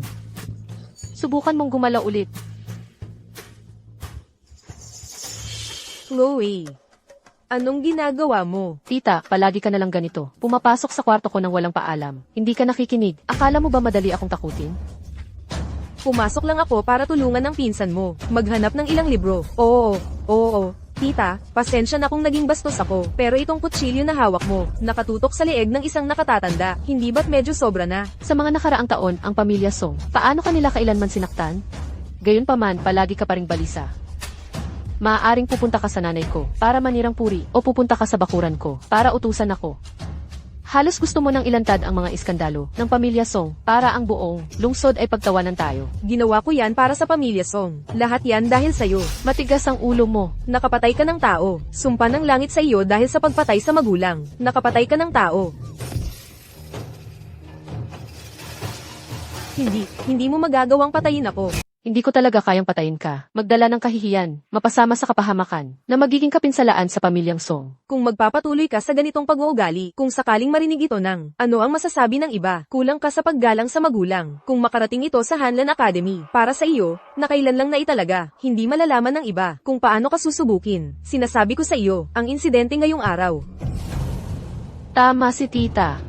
Ang nangyari ngayong araw, talagang hindi dapat kumalat, kaya ang pinakamahusay na paraan ay patahimikin ka, o kaya naman, ay ayusin ang kapalaran ng mga tao sa iyong ikalawang sangay. Ganoon lang, Iyan ay pagpatay. Ito ay ilegal. para patayin kayo, maraming paraan ang hindi nagbubuhos ng kahit isang patak ng dugo. Mamatay sa sakit, malunod, at atakihin ng mga bandido habang nagdarasal. Ikaw at ang iyong anak, itong walang kwenta. Maaari nyo pa ring subukan. Baliw. Baliw. Isa kang baliw.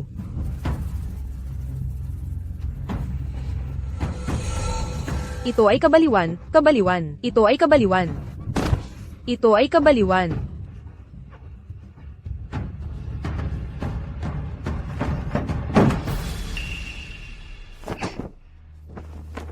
Ngunit ito rin ay nagpapatunay sa aking hinala. Sa ganitong sikreto. Mas mabuti pang mamatay na lang. Mamatay ng mas maaga. Kung gayon ang pamilyang Song, ay lubusang mapapasakanin ng aking anak.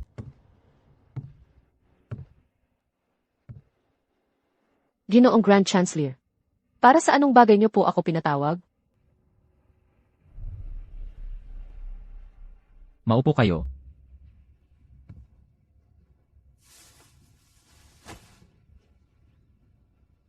Ginoo, kung hinahanap niyo po ako ngayon, hindi ito para sa ordinaryong dahilan. Huwag po kayong magsasalita habang kumakain.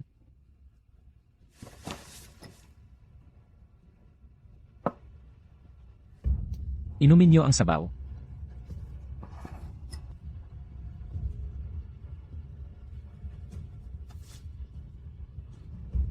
Ginoo, Ito ay gamot para sa mga sugat na inihanda ng Imperial Hospital. 3 beses sa isang araw. Makakatulong ito sa paggaling ng sugat. maraming salamat po, Ginoo. Ito ay pampakalmang insenso. Natiyak na kailangan nyo sa ngayon.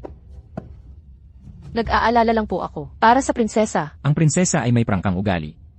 Palagi siyang direkta. Sa ngayon, tumatanggi siyang makipagkita kaninuman. Halata namang galit siya. Shuyu, sinsero kitang tinrato. Labis mo akong binaygo. Kung hindi man lang dumating ang kamalasan sa aking pamilya, susundin ko ang inyong hatol, prinsesa.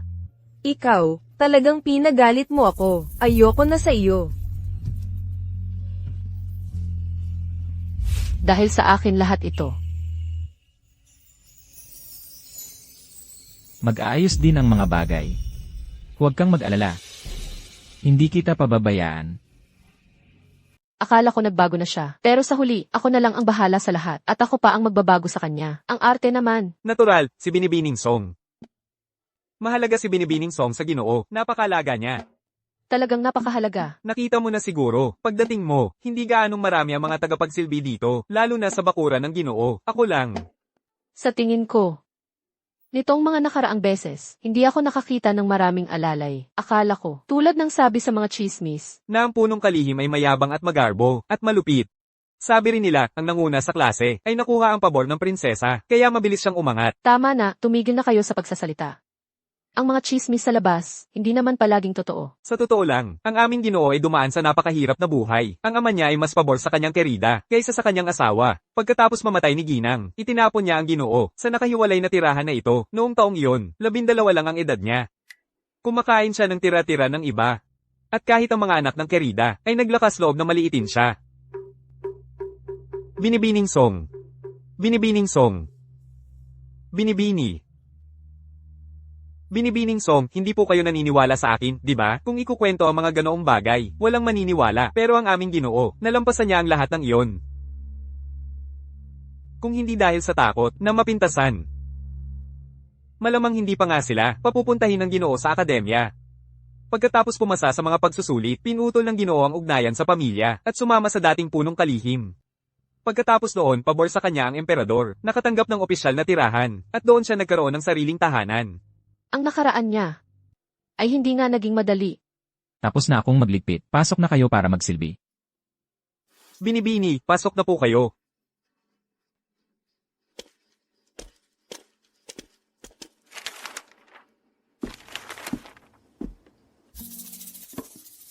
Paano kaya ang isang taong tulad niya makaunawa ng pag-ibig ng tao?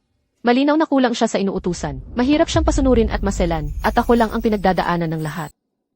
Tubig.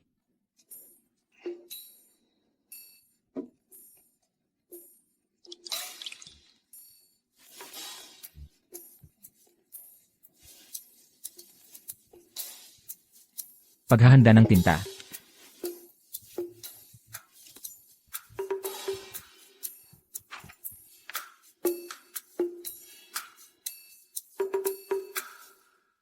Ang rehiyon ng Longzhou ay nasa timog silangan. Mababa ang lupain nito.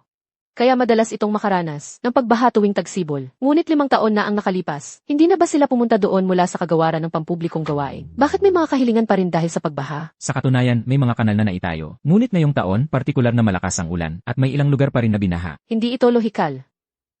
Ayon sa lupain ng rehiyon ng Longzhou, ang pinakasimpleng paraan ay ang paglihis ng mga kanal patungo sa ilog. Ngunit kahit ang rehiyon ng Fengzhou, na nakakatanggap ng pinakamaraming ulan, ay walang pagbaha. Paano ito posible? Kung gayon, saan sa tingin mo ang problema? Ang lalim at ang bilang ng mga kanal ay parehong problema.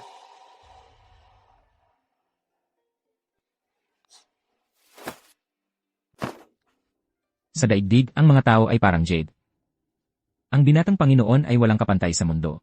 Hindi katakataka na lahat ng kababaihan, sa pagkakita kay binatang Panginoong Song, ay ipinagpapaliban ang kanilang kasal habang buhay. Binatang Panginoon, tulungan mo po ako. Malapit na akong makabawi.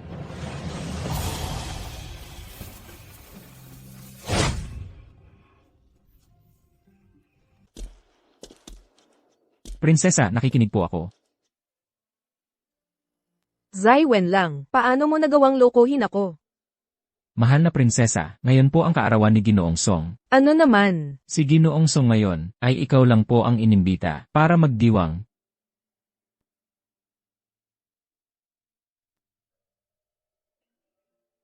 Dahil sinsero mo akong inimbita, hindi ko maaaring tanggihan. Nabigyan ng karangalan, si Ginoong Zai. Naglakas loob kang pumunta sa akin ngayon? Hindi ka ba natatakot na parusahan kita? Ang iyong kaarawan, ikaw lang talaga ang inimbita mo. Opo. Ang mahal na prinsesa lang po ang inimbita ko.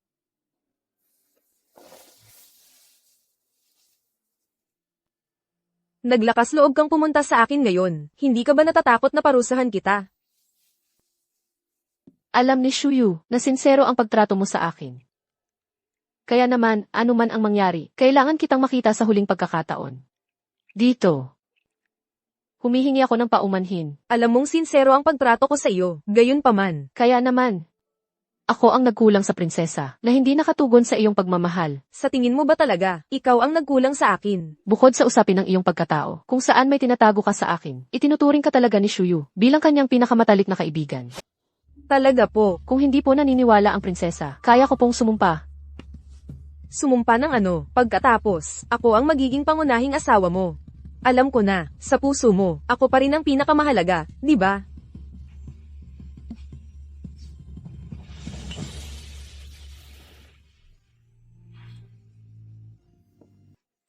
Ginoo, madali lang pala itong prinsesa na suyuin. Bagaman pabago-bago ang ugali niya, may mabuti siyang puso. Kung dumating ang araw, tiyak na matutulungan niya ito. Ginoo, napakaalaga niyo po kay Miss Song. Huwag niyong sabihin na nahulog na po kayo sa kanya.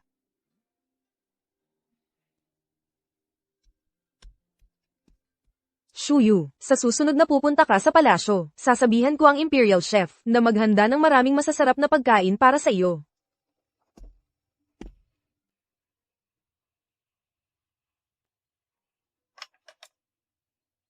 Shuyu, sa hinaharap, dapat kang lumayo kay Ginoong Zai. Ang lalaking iyan ay masyadong mapagkalkula. Ang masyadong malalim na pakikisalamuha sa kanya ay magdudulot sa iyo ng kapahamakan. Mahal na prinsesa, Parang tinatapon mo na ang tulay pagkatapos mong makatawid. Ano naman, ngayon, si Shuyu, ang pinakamatalik kong kaibigan, natural lang na, kailangan ko siyang protektahan ng mabuti. Ginoong Zai, dahil alam mo rin ang pagkatao ni Shuyu, huwag ka nang maghintay dito. Hindi dapat nagdidikit ang lalaki at babae.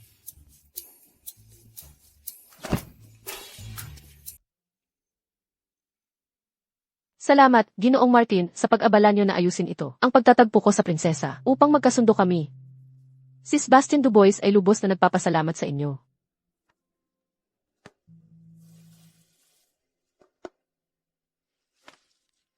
Narito ang Isang regalo para sa karawan.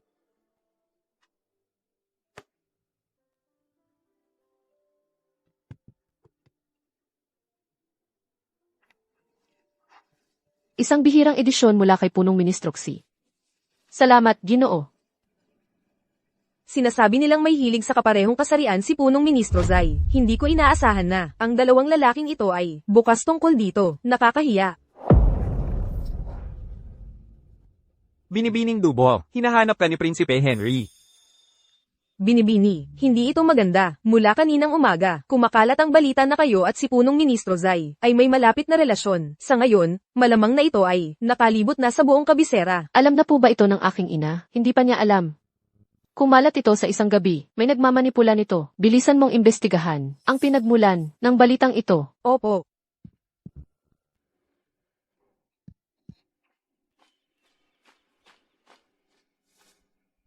Ginoong Dubo, pinapatawag kayo ng kamahalan sa palasyo kagad. Yunuko. Mahal na hari, mayroon akong kagyat na bagay na isusumite sa inyo. Ginoong Martin, ang kamahalan ay si Ginoong Dubo lamang ang tinanggap. Nasa loob siya ngayon. Kung pupunta ka pa ulit doon, hindi ito magiging angkop. Kaya pakinggan mo ang aking payo, maghintay ka pa ng kaunti. Ginoong Dubo, alam mo ba kung bakit kita pinatawag ngayong araw? Kamahalan, hindi ko po alam.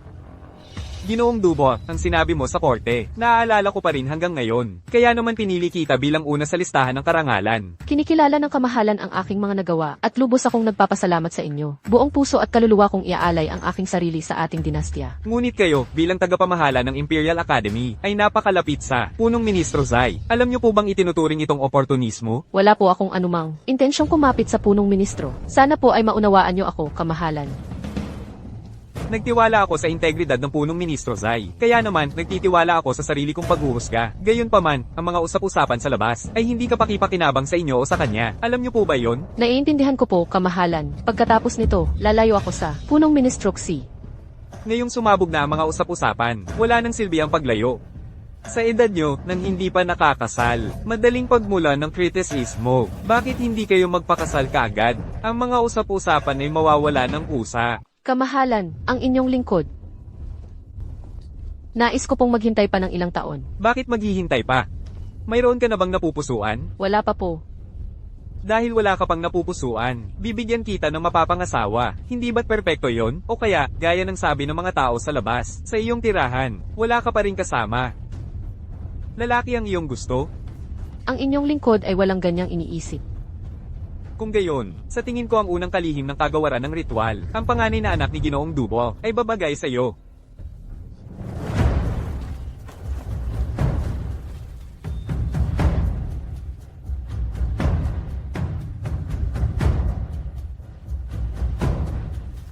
Kamahalan. Ang inyong lingkod ay may mahalagang bagay na iulat. Sobrang nag-aalala ka para sa kaligtasan ng ating mahal na si Song, hanggang sa pumasok ka sa palasyo para pigilan akong bigyan siya ng mapapangasawa. Hindi ba't kinukumpirma nito ang mga usap-usapan sa labas? Mahal kong Zai, lubos akong nadismaya. Ang inyong lingkod ay kumilos lamang para sa inyong kabutihan, kamahalan. Gusto kong makita kung paano. Ang mga usap-usapan sa kabisera ay sadyang ikinalat ng mga masasamang loob na naglalayon sa inyong lingkod at kasama dito si Guru Song. Ito ay isang pagkakamali. Kung direktang ipipilit ng kamahalan ang kasal, ito ay makapagpapawalang gana lamang sa inyong mga ministro. Ang bagay na ito ay maaaring masolusyonan sa ibang paraan. Paano? Ang mga bahas sa Longzhou ay walang tigil. Ito ay isang bagay na pinakamalaking inaalala ng kamahalan nitong mga nakaraang taon. Ang inyong lingkod ay handang pumunta doon kasama si Guru Song para ayusin ang mga baha. Ang inyong pagkilos ay magpapakita sa mga tao na ang mga usap-usapan ay hindi mapagkakatiwalaan. Ako. Bibigyan kita ng pagkakataong ito. Salamat kamahalan. Dahil sa patuloy na pagbaha, may mga usap-usapan sa Longsaw tungkol sa kalikasan nito. Sinasabing ito ay parusa ng Diyos, isang kalamidad. Kung magpapatuloy ito, tiyak na yayanigin nito ang tiwala ng bayan sa korte. Ito ay isang delikadong usapin. Kung mabigo ka, ito ay magiging kapahamakan. Walang gustong makialam dito, ngunit nag-alok siya ng tulong ng kusa. Ito ang magliligtas sa akin.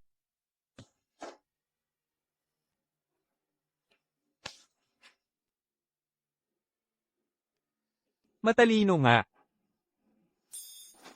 Mahal na prinsipe, sina Ginoong Dubois at Ginoong Leclerc ay umalis na patungong bayan ng ligtas.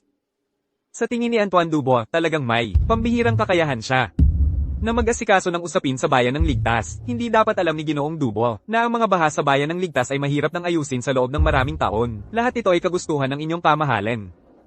Matagal ko na itong pinlano. Ang sakon ng ito, paano niya ito masosolusyonan? Dahil lang gusto niya? Ngunit kung si Ginoong Dubois ang lulutas sa usaping ito. Kung gayon, kailangang makita kung ang kanyang kapalaran ay sapat na matatag kung makakaligtas siya ng buhay. Opo, nauunawaan ang inyong alagad.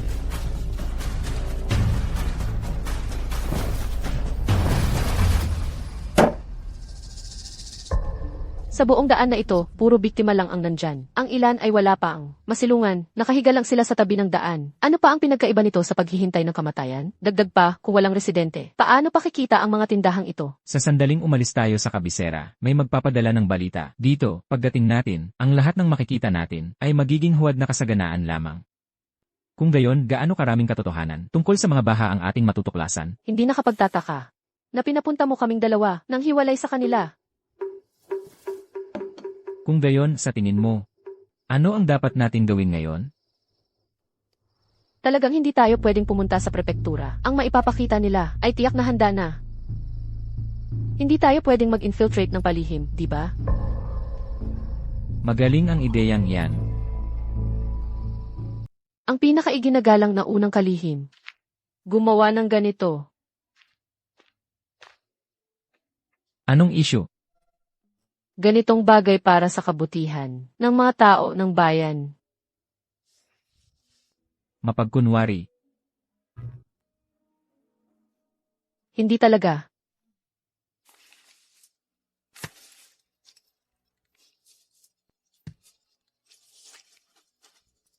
May problema nga.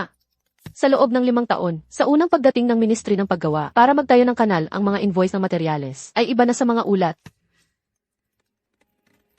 Hindi lang ang mga talaan.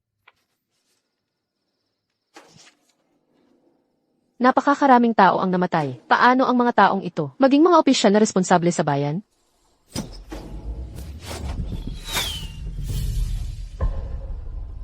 Nakita nila tayo. Hindi sila taga-opisina ng prepekto. Sila ang mga tauhan ni Prinsipe Xian.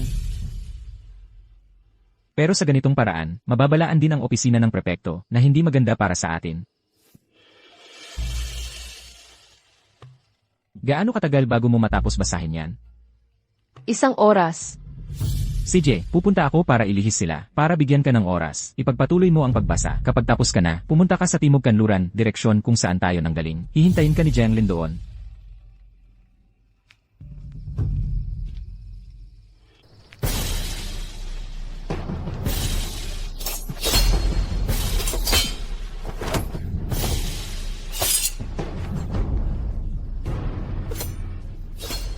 Nandito rin ang mga gwardya.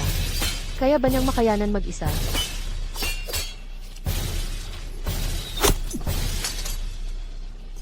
Nagpapalipas siya ng oras. Atake.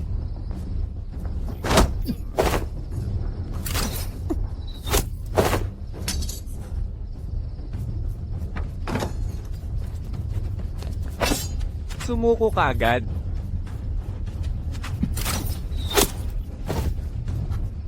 May mga kasabwat. Pulihin sila. Kukuha ako ng doktor. Hindi. Natatakot ako na sa ngayon, lahat ng ospital at doktor sa syudad ay kontrolado at may mga patibong sa lahat ng dako. Pero, Kailangan ko ng tulong mula kay Master Song.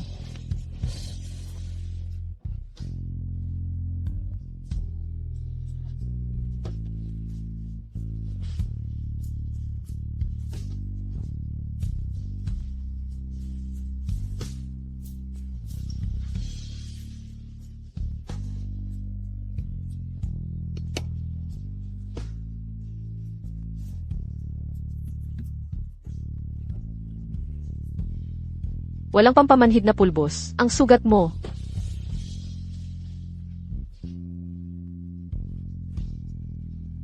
Kanina, noong nagpana ka sa taas. Napakahanga-hanga ka. Karaniwan kapag nagpapanggap akong lalaki, kailangan ko talagang matuto ng ilang kasanayan sa pagpana. Ito ang pinakamadaling matutunan para sa akin. Ayos na ngayon.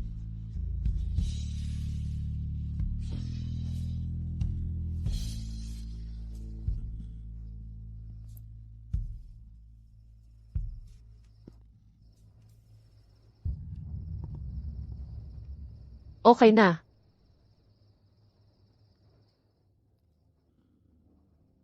Mukhang hindi mo. Ako kailanman tinanong kung bakit ako nagpapanggap na lalaki. O kung bakit ko sinuong ang panganib na dayain ang emperador sa paggawa lamang ng mga altruistikong bagay, sa tingin ko. Baka may mabigat kang dahilan. Kaya hindi ko na kailangang magtanong. Heto, tingnan mo.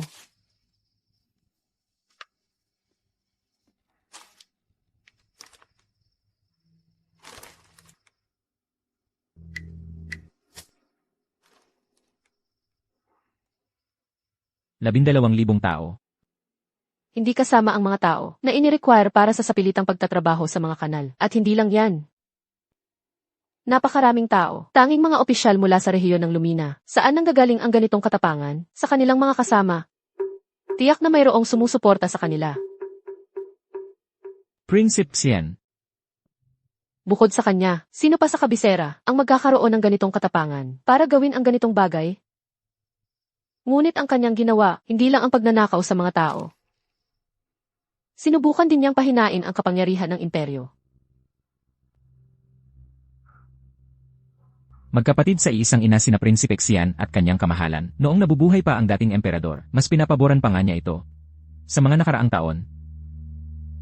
Tungkol sa mga kilos ni Prinsipe Xian, si kanyang kamahalan, dahil sa kanilang ugnayang magkapatid, madalas na ipinikit ang mga mata at tumingin sa iba. Ngunit ang kanyang ninanais ngayon, malamang ay ang trono na ito. Natatakot ka ba? Takot sa ano? Ang ninanais ni Prinsipe Xian. Tayo na ang kanyang tinik sa mata. Mga tinik sa laman. Minamaliit niya ang mga inosente. Inuusig ang mga tapat kung hindi natin siya aalisin. Manganganib ang kapayapaan ng kaharian.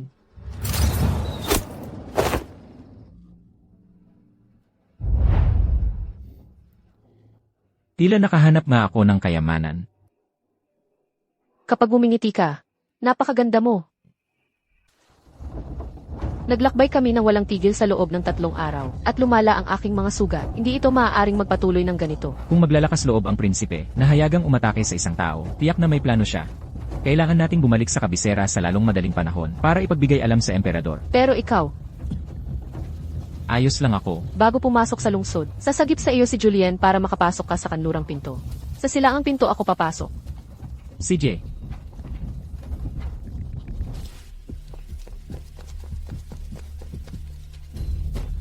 Sino yan? Paano ninyo nagawang pasukin ang Song Manor? Siya yun. Atakehin. Mga Ginoo, ano ang ibig sabihin nito?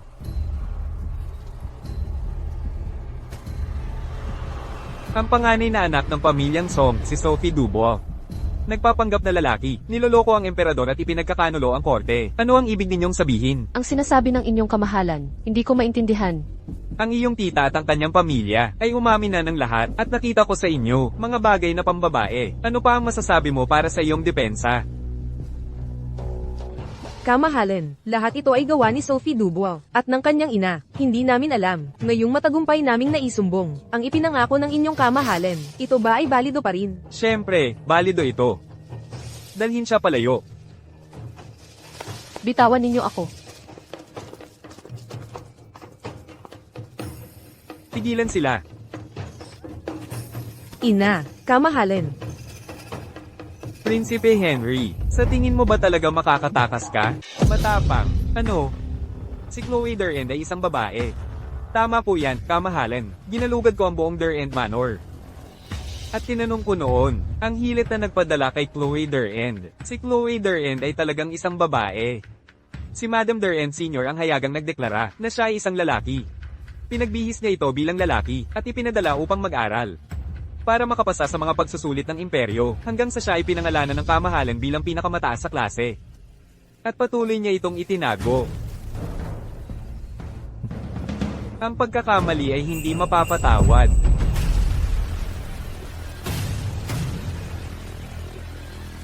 Gusto kong sabihin niya yan mismo. Kamahalan. Kinikilala po ng inyong lingkod na ang aking pagkakamali ay hindi mapapatawad. Nakikiusap po ako, kamahalan, na patawarin ang iba pang miyembro ng pamilyang Duran. Lahat ng ito ay gawa lamang ng inyong lingkod. Isang simpleng sanggol. Paano niya nagawa ang lahat ng mag-isa? Naghahanap ka pa rin ba ng paraan para ipagtanggol ang iyong pamilya? Ang inyong lingkod ay handang mamatay upang magbayad kasalanan. Mamatay upang magbayad kasalanan. Ang taong nais mong tunay na protektahan ay walang iba kundi ang Grand Secretary, hindi ba? Kamahalan.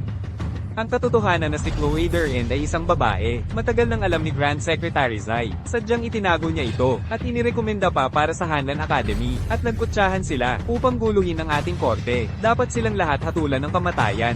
Kamahalan, Ginoong Grand Secretary, tungkol sa pagiging babae ko, wala siyang alam tungkol doon. Nakikiusap po akong imbestigahan ninyo ito, kamahalan. Tama na, si Chloe Durand na nagpanggap na lalaki ay naninlang sa emperador. Hatyo lang kamatayan para sa kanya. Si Zai Wen lang, dahil sa pagkaalam at hindi pag-uulat at sa sadyang pagtatago, ay tinanggal sa kanyang posisyon at ibinaba sa ranggo ng ordinaryong mamamayan.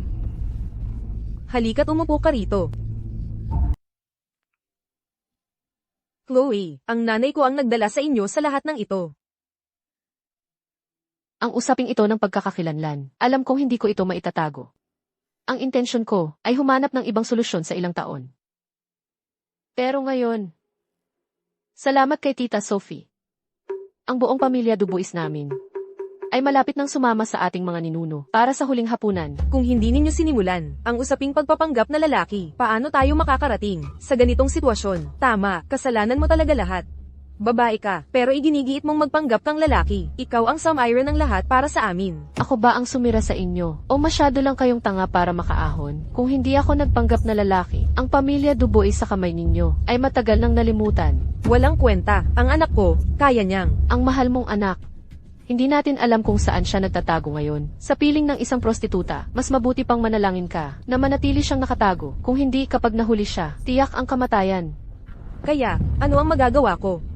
Makapangyarihan si Prince Xavier, at wala kaming magawa kundi sundin ang kanyang inuutos. Wala kaming magawa kundi sundin ang kanyang inuutos. Sino ang mag-aakala na magbabago ang isip niya, at ipaparesto tayong lahat? Eksakto.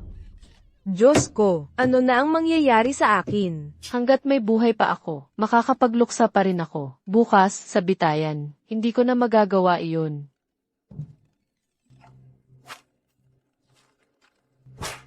Inutusan ako ni Prince Xavier na tanungin kayo.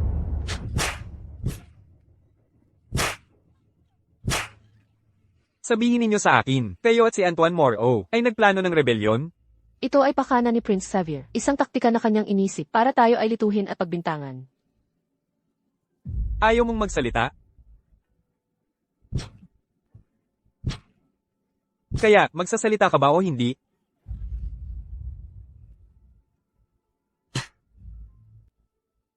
Si Prince Xavier ay inuusig ang mga tapat na nasasakupan, at may masamang intensyon. Naghahanap ka ba ng kamatayan?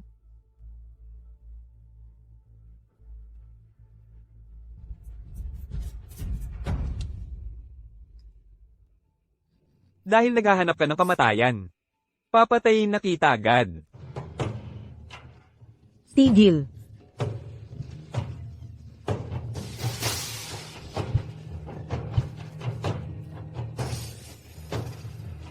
Shuyu. Shuyu.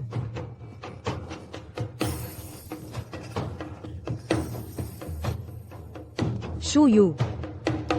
Shuyu, kumusta ka? Mabuti naman ako. Prinsesa, pumunta ka ba sa lupain Nixie? Oo, pumunta ako. Hindi maganda ang kalagayan ni Ginoong Zai. Nang dumating ang utos ng emperador sa lupain ni Zai, wala na siyang malay. Pabalik-balik ang mga imperial na doktor. Ngunit hindi siya nagigising, at mataas ang kanyang lagnat. Shuyu, huwag kang magpagalaw. Kailangan mo munang protektahan ang sarili mo. mabilis na maglagay ng gamot sa kanya.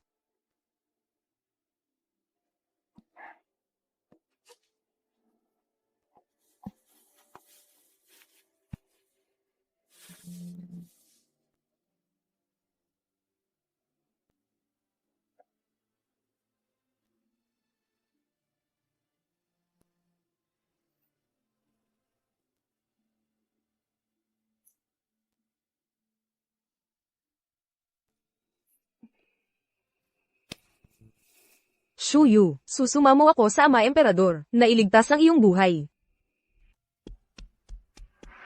Prinsipe ko, dahil nakaharang ang prinsesa, hindi ko napatay si Song Shuyo. Hindi mahalaga. Nasa kulungan siya. Hindi siya makakagulo. Kapag natupad na ang aking dakilang plano, mahahatulan pa rin siya.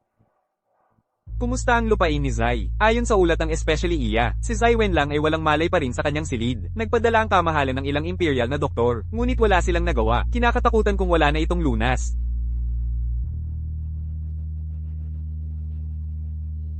Zai Wenlang, kung mamamatay ka, sa wakas ay magiging tahimik na ako. Sa mundong ito, wala nang sasalungat pa sa akin.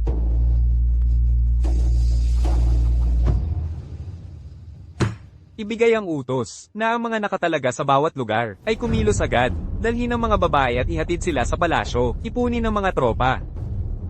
At pumasok sa palasyo, naiintindihan.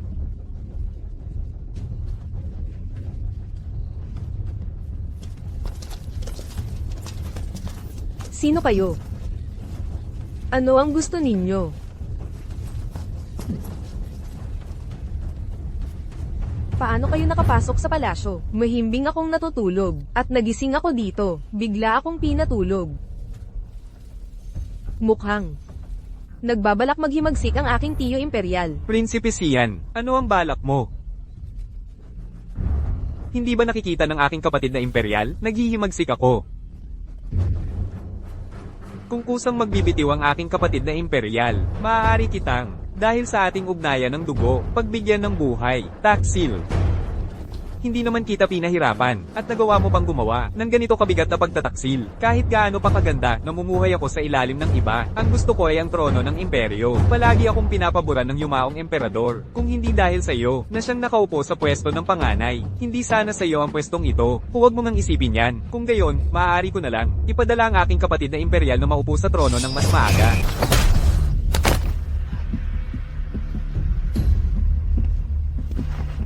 Paano ka nabubuhay pa? Dahil may prinsipe na nagbabantay sa'yo. Natural lang na hindi maglalakas loob ang isang alagad na mamatay. Wala nang silbi ang iyong pag-iral. Ako, ang prinsipe, ay may 5,000 piling sundalo, at ang mga pamilya ng mga general ay nasa akin. Nakahanda na sila sa labas ng palasyo, naghihintay. Kailangan lang ng isang utos ko para sakupin nila ang buong palasyo. Natatakot akong baka madismaya ka. Prinsip. Ang mga babaeng bihag ay pawang inilabas na ng palasyo. Tito Imperial, natalo ka na. Sumuko ka na. Imposible. Paano mo nagawa yan? Bago pumasok sa lungsod, hayaan mong takpan ka ni Jiang Lin sa pagpasok sa kanlurang pinto. At ako naman, papasok ako sa pintong silangan. CJ, Palagi kong inisip na hindi ko kailanman sinaktan ng taong ito, ngunit siya ay gumawa ng napaka-traidor na gawa. Ito ay kahihiyan sa lahat ng ninuno ng angkan ni Zhao. kamahalan. Dahil nagpunta na si Prinsipe Xian sa ganito kalayo. Kahit ano pa ang mangyari, kailangan natin siyang samahan hanggang sa huli. Sa larong ito, Sige, gawin natin ang sinabi mo. Imposible. Paano ito naging posible? Nagsisinungaling ka sa akin. Nagsisinungaling ka sa akin. si Prinsipe Zhao Heng ay umusig sa mga tapat. Nilapastangan ang buhay ng mga inosente na nagdulot ng pagkamatay ng libu-libong tao sa Longzhou at pagkatapos ay nagplano ng rebelyon. Ang kanyang mga krimen ay hindi mapapatawad. Mga gwardya, dalhin siya. Hindi. Kapatid na emperador. Kapatid na emperador. Kapatid na emperador.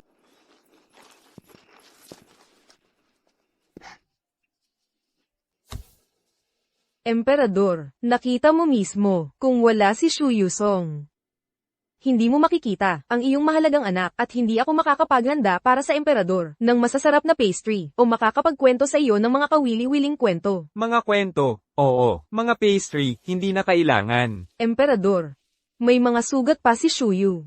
Dahil sa karangalan ni Song Shuyo na iligtas ang emperador, at upang mabawi ang kanyang mga pagkakamali sa pamamagitan nito, ang kanyang pagkakamali sa pagpapanggap na lalaki ay mapapatawad. Nagpapasalamat ako sa inyong awa, kamahalan. Maaaring maiwasan ang parusang kamatayan, ngunit ang parusa ay hindi maiiwasan. Paparusahan kita, gagawin kitang unang babaeng opisyal ng dakilang dinastiyang Yong na magbubukas ng daan para sa mga kababaihan na mag-aral at humawak ng mga opisyal na tungkulin. Ang inyong lingkod ay hindi kayo bibigin. Kamahalan. Ayos lang, alam ko. Salamat, kamahalan.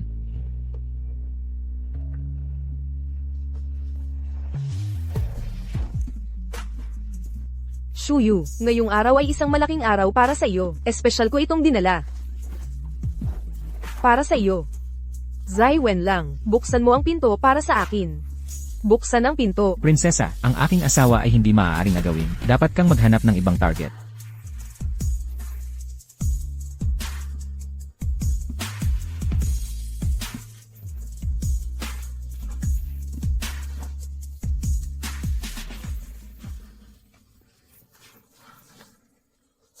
Sa labas, malungkot na bagay lamang ang maririnig niya. Maliit na Ginoo. Mahaba pa ang gabi.